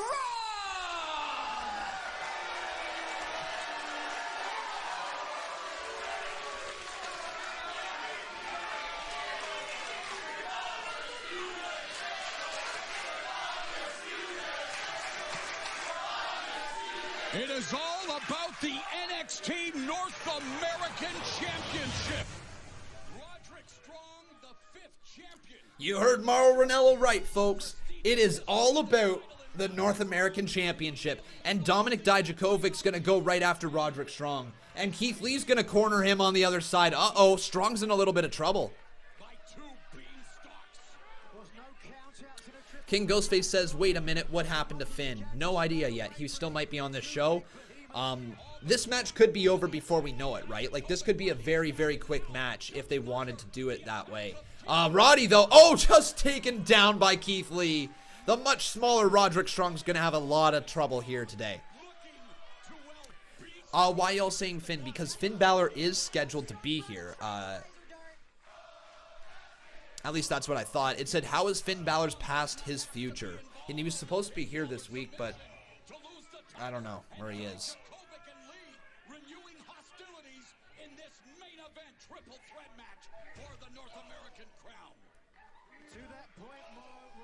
No Adam Cole, no Finn Balor, no Gargano, no Tommaso, no Velveteen Dream. Nope, but we got ourselves Roderick Strong, Keith Lee, Dominik Dijakovic, and that was just one of them. We also got ourselves some pretty freaking awesome matches earlier this day. Honestly, Rhea Ripley versus Bianca Bel-Air was really good. Angel Garza versus Jack Gallagher was good. And let me get the previous match up here on the screen. In the results tab, that is. So Team Kick defeated Marina, Shafir, and now students are truly hopeful for what they may achieve. Cool. Instant Pot presents 10-minute tasty chicken tacos. Step 1. All right. Step 2. Do stuff. Step 3. I keep hearing rumors that Carlito is returning. Is that true? I've heard those rumors too. I don't know anything outside of hearing those rumors, right? So I'm only going off of hearsay. I have heard for a long time WWE is interested in bringing Carlito back to the WWE, but it hasn't always been both ways. Carlito hasn't necessarily been interested in coming back himself. I believe something to do with how his family has been treated over the years, or something like that, how the Colon family has been treated. He doesn't want to come back and be a part of that. I believe there's issues, something like that. I'm not 100% sure, so I can't speak too much. But, yeah, I would say there's probably some truth to those rumors. You know, I would also say there's definitely some truth to the John Morrison rumors as well. But again, and at the end of the day, there's no confirmation until it actually happens on WWE TV, right? So who knows? Who knows? But remember, everybody, if you're enjoying the show, make sure you leave a like on this video. Also, making sure you are subscribed to the channel. You can also drop a donation. Doesn't matter how much or how little. Any little bit is appreciated just to support this show and keep it going. We're in commercial break right now, though, but the little tiny screen on the left side is still showing us the match. And right now in the center of the ring, Keith Lee and Dominik Dijakovic are going to work. Right hand there into the midsection from Keith Lee, and another right hand catches Dominik across the side of the head.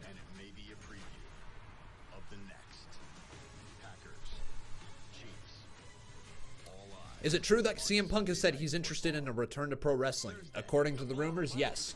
I don't have any connection to CM Punk, so I cannot confirm or deny those for you guys, so I will just continue to say they're just rumors. There's always going to be rumors of CM Punk returning, and what it sounds like is from his words is that he is essentially open to a return to wrestling, but it would require a very large bag of money. Essentially, he's saying, if he's going to come back to wrestling, that person better pay me, you know? Pay me for the star that I am. Pay me for the amount of people that would come back and watch the product just because of my returning, right? You know, it makes sense. If you're going to pay Tyson Fury $15 million to wrestle in Saudi Arabia, you can pay CM Punk any money it takes to bring him back to the WWE. All right, if WWE wanted to do that, they could pay him. It's just if WWE wants to do it or not, right? Step up enziguri there from Roderick Strong, catches Dominik Dijakovic on the flush of the head, and now he's going to look to superplex him. Dominik's in trouble. Oh, what a superplex to Dijakovic. Roddy to the cover. 2, kick out by Dijakovic right there. And a big knee right there. You bet CM Punk wants more than $1 million. You're damn right he does. The dude's going to bring in so much money for WWE if he were to come back. He deserves to get more than $1 million. I never said CM Punk was going to be worth $15 million. I'm saying Tyson Fury got paid $15 million. Bit of a difference. Roddy continues to keep Keith Lee to the outside, but Dijakovic going to step through. Big kick right there. Big back elbow. Man, that was loaded up. That's a strong strike right there. That's you holding down square on the PS4 and delivering a giant move. Dijakovic with a super kick there, but strong with a knee to the midsection of Dijakovic. And Dijakovic in a little trouble as he goes right after Keith Lee. Step through, misses the big knee there, but he catches Keith Lee on the side of the head. And Dijakovic delivers a big knee backbreaker and throws Roddy to the ground as he lands on his hip. That couldn't have felt good either.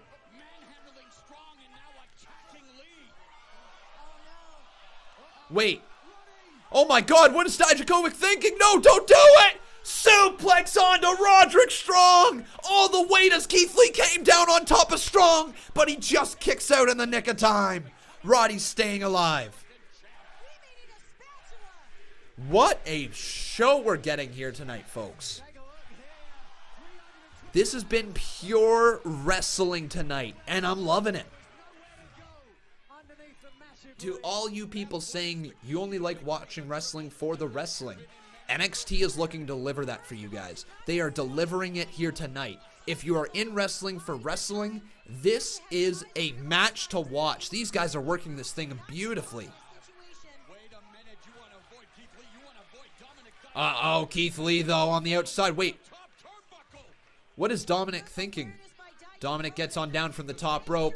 So he goes to senton. Oh, my God! Keith Lee just caught him! He absolutely caught him! Dominik Dijakovic up and at him into a powerbomb. Big drop kick there from Roddy Strong as that plants Keith Lee on his back. And now Roddy's going to look to fly, but he's caught by Dominik Dijakovic, turned around, forearm to the face of Roddy.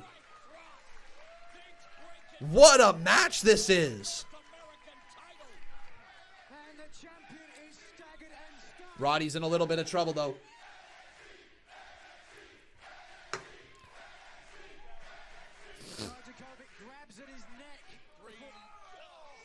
Ooh.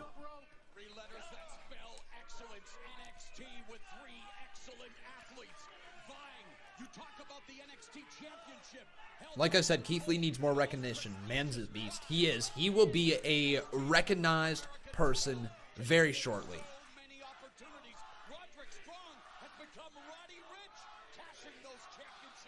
It certainly has boded very well for Roderick Strong as the final piece of the puzzle. This doesn't bode well for the current. Wow.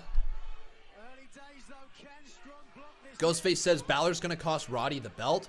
Balor seems like he's in a little bit of a feud. I think we're going to get a three-way match between between Adam Cole and, oh my God, what the hell? Oh my God, what the hell just happened? Keith Lee literally holding himself up. That was a botch. That was a very scary botch. But my God, that was a cool freaking move right there. So Keith Lee went underneath for the powerbomb on Dominik Dijakovic, and Roderick Strong was on the very top. Roderick Strong was held up in a suplex scenario like this, but he couldn't quite get all the way over, and then he eventually tipped out. But man, Keith Lee almost fell out of the ring. Wow. Yes, it was a botch, but man, that was a cool save there. I like it when botches happen, but it's a botch that gets saved, right? You're like, okay, that didn't go according to plan, but as a result of the botch, it made it look cooler, right? And that move looked really cool with the way that Roddy was just held up like this. It looked like an incredible feat of strength from Dominik Dijakovic to manage to get him all the way over for the powerbomb as well. Like, so cool.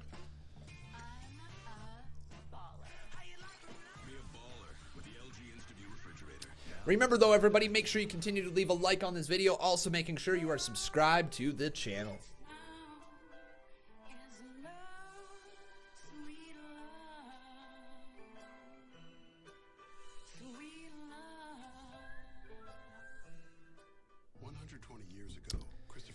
Ghostface saying NXT has been pretty good, but AEW has killed it tonight. That's cool, guys. I'm very happy for AEW. But at the end of the day, you know, like, they're both different things, right? I'm not sitting here saying that it is I don't even know how to word it. They are very different things, you know? They are very different products. I believe NXT is continuing to try to target the demographic of people who just want to watch wrestling, you know, who just want to watch that indie style of wrestling in the WWE. I think AEW is trying to be more of a sports entertainment type of company while focusing on the sports part of the entertainment, right? And I think that's the difference. NXT seems like it is straight up a wrestling company. You know, yeah, sure, they've got some promos, but they're short. Yeah, sure, they've got some cutaways, but they're short. Yeah, sure, they've got some storylines, but they're not the part that carries the entire feud. It's the wrestling, it's the hatred in the ring, it's the stories that they tell with their bodies in the ring. It is the independent style of wrestling versus AEW, which is more of a WWE style, but it is obviously trying to go in its own direction, right? 1,000 pocket springs provide edge-to-edge support, responsiveness, and comfort, while premium foam... And again, there's absolutely nothing wrong with either company. Everything I've seen from AEW, so not everything, there's been some poor stuff as well, but most of the stuff from AEW has been pretty good, and I've really enjoyed all the stuff, most of the stuff I should say, that NXT has put out since they went live. Built to last, and because everyone needs a place to rest, we donate tens of thousands of mattresses to those in need. Experience the Lisa. I'm curious what AEW is going to look like in a year, though. I think that's the... Order today. Go to lisa.com. I'm just curious what it's going to look like in a year's time, you know? Because the thing with NXT is, while it's on TV now, it's still going to always be viewed as WWE's third brand. It's always going to be viewed as yellow WWE. Unless that stigma gets changed a little bit, it's attached to the WWE flag. People have seen it for a long time, and that is what they're going to expect from it.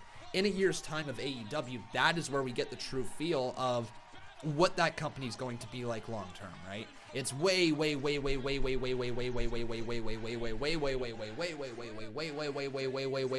too soon to start saying AEW is going to be this good for that long, right? We have no idea how they're going to do long term. We have no idea of their ability to create stars.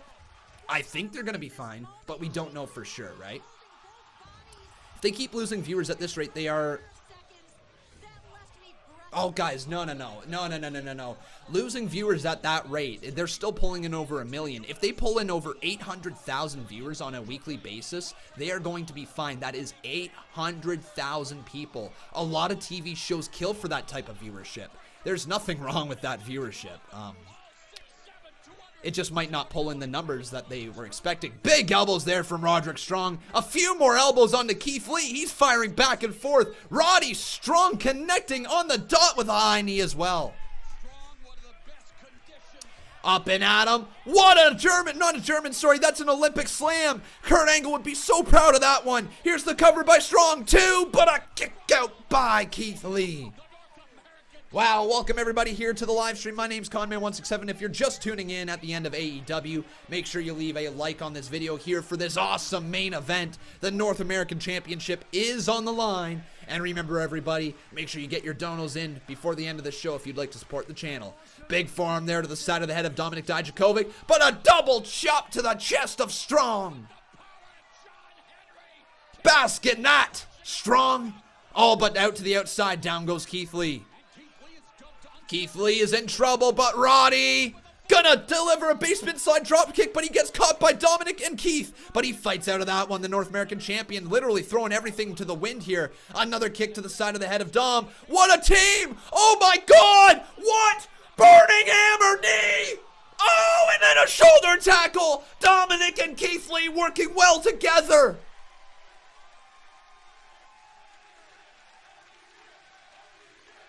And now we resume the rivalry.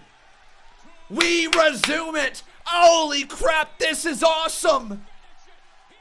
Let's get this rivalry finished. Dominik Dijakovic and Keith Lee firing on all cylinders as they trade blows back and forth. Lefts and rights from the big men. And Keith Lee with a knee to the midsection and a headbutt there to Dominik Dijakovic. This is freaking awesome. What a flippin' match this is, folks. And Keith Lee and Dominik Dijakovic are going to look to continue their string of amazing chemistry in the ring. Dominik Dijakovic being lifted up to the second rope. He hangs on for dear life. Keith Lee catches him there, though. Punch to the midsection from Dijakovic. And what is Dijakovic thinking? Oh, my God. Big back elbows on the side of the head. Super kick from Dijakovic. Big discus boot. What the hell? And now lifts him up to the middle rope. What is Dijakovic thinking? Dijakovic! Choke slam! 1, 2. Dijakovic can't get it done though as Keith Lee kicks out. Are you kidding me? What a freaking match this is, folks.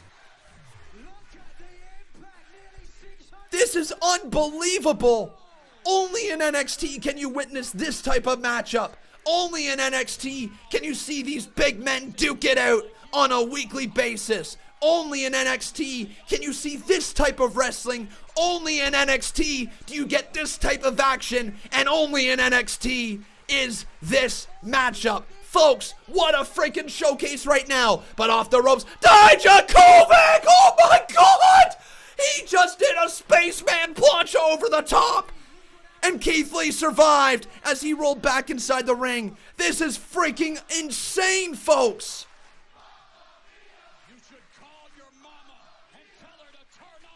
Unbelievable. A spaceman plancha and down to the outside of the ring. But Keith Lee is the only man standing right now. What is Keith Lee going to do? Are we going to bask in his glory? Keith Lee! Gonna fly! Keith! Oh my God! What? Are you kidding me? Sent on over the top from the super heavyweight. And Keith Lee flipping through the air like a cruiserweight. It's 305 Live tonight. But now, going back up, Keith Lee ready to put Dijakovic out of his misery. Unbelievable matchup we're witnessing right now, folks, in the main event of NXT. The North American title is on the line as these three performers are leaving nothing behind tonight. Going all the way up, though, Keith Lee and Dominik Dijakovic have something evil in mind. I don't know what Dijakovic might be. Oh, my God. Dijakovic caught in a powerbomb position. Keith Lee's got him all the way up. A super powerbomb sitting out. Ring knee kick. Kick Roddy. Roddy's got it. Oh, my God, Roddy. 2. Roddy retains. Roddy retains. Roderick Strong remains undisputed gold. Wow! What a match!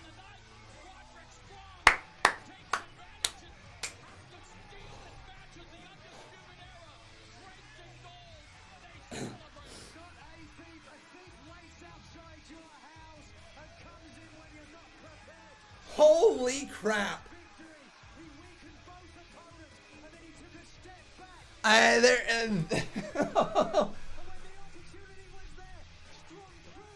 I am flabbergasted at how damn good that match was. Oh my God, come on! Come on! Undisputed ERA is beating up Keith Lee right here, right now. What the hell is this all about?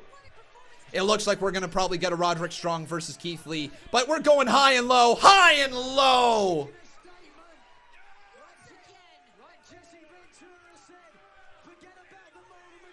Look at all that gold in the ring.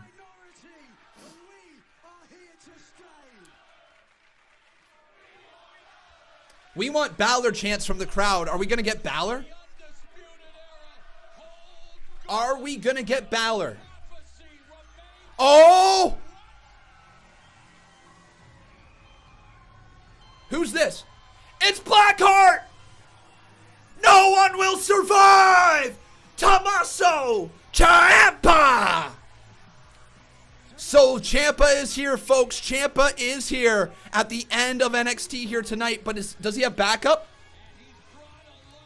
Are we maybe building towards War Games? Are we building towards War Games where all titles are going to be on the line? Yo! Imagine they built to that. That would be amazing. I don't think it would happen, but still.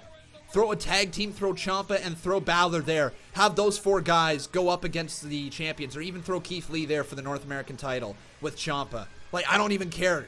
Welcome back, Ciampa. He's got the crutch in hand. Is he going to have somebody come down and help him? He enters.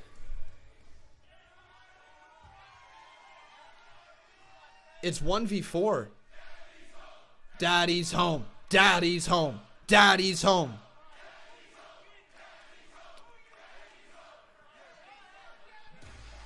Ah! Oh! What? No way! What? Oh my god! DIY's reuniting! DIY's reuniting! Johnny Gargano's here! Oh my god! We're totally gonna get the setup for War Games right now! Is Johnny Gargano and Ciampa gonna go after the tag titles? While Balor goes after the world title? And Keith Lee goes after the North American title? Oh my god! Oh my god! My heart's going like this. DIY is back together! Is anybody else coming down? Finn Balor? Keith Lee? DIY staring him down.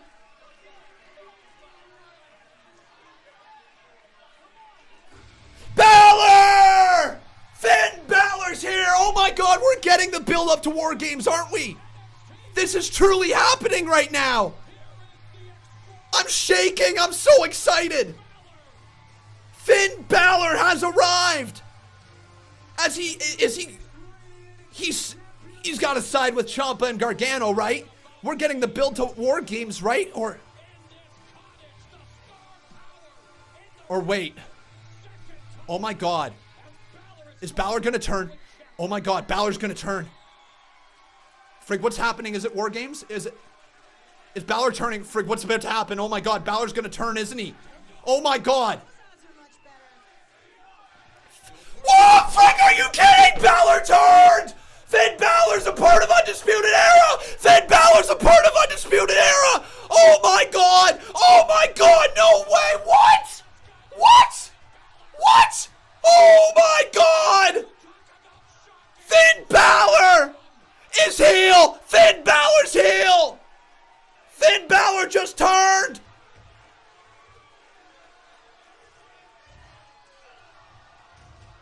Oh, what the hell?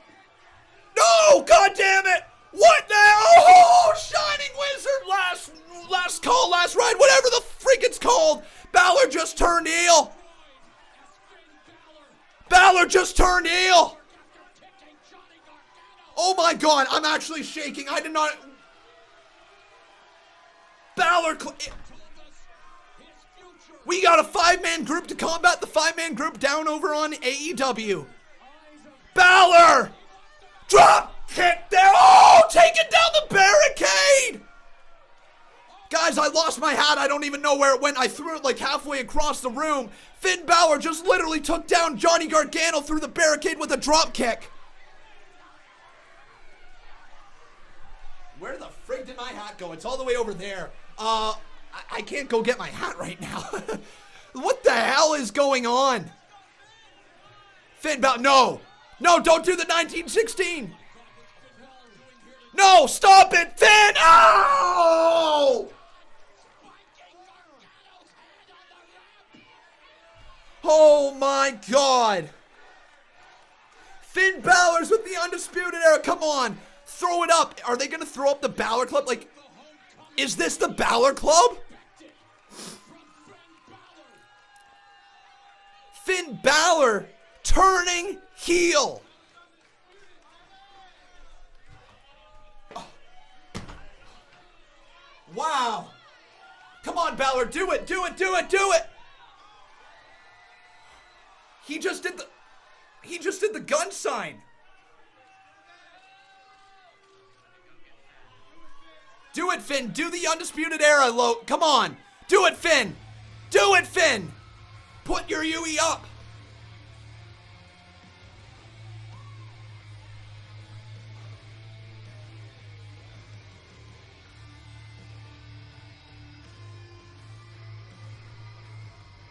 This is exactly what NXT needed to do.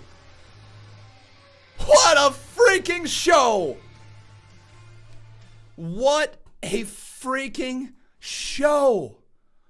Unbelievable. Finn Balor just turned heel. I'm flabbergasted. Guys, I literally threw my hat halfway across the room. What? Finn Balor turning heel and joining with the Undisputed Era. We're literally getting a Bullet Club in Undisputed Era. Oh my God. Oh, this is so cool. All right, ladies and gentlemen, that's going to do the end of our show here today. I'm going to have to go get my hat again because I threw it literally halfway across the room. If you guys want proof right here, there it is. It's literally sitting right down there. You can see it. There it is. There's my hat. But guys, thank you so very much for watching. I hope you enjoyed this show today. Unbelievable. I'll be uploading my reaction to Finn Balor turning heel and joining the Undisputed Era in just a few minutes here. But before you guys leave, make sure you leave a like on this video. Also making sure you are subscribed to the channel. I'd love to see your name pop up there on the top left-hand corner. You can bet your ass I'm very interested in NXT right now, and I can't wait to see what they continue to do down the future. But guys, that's going to do it for us here today. Thank you so very much for watching. I hope you enjoyed. As always, I've been Con, and that was NXT.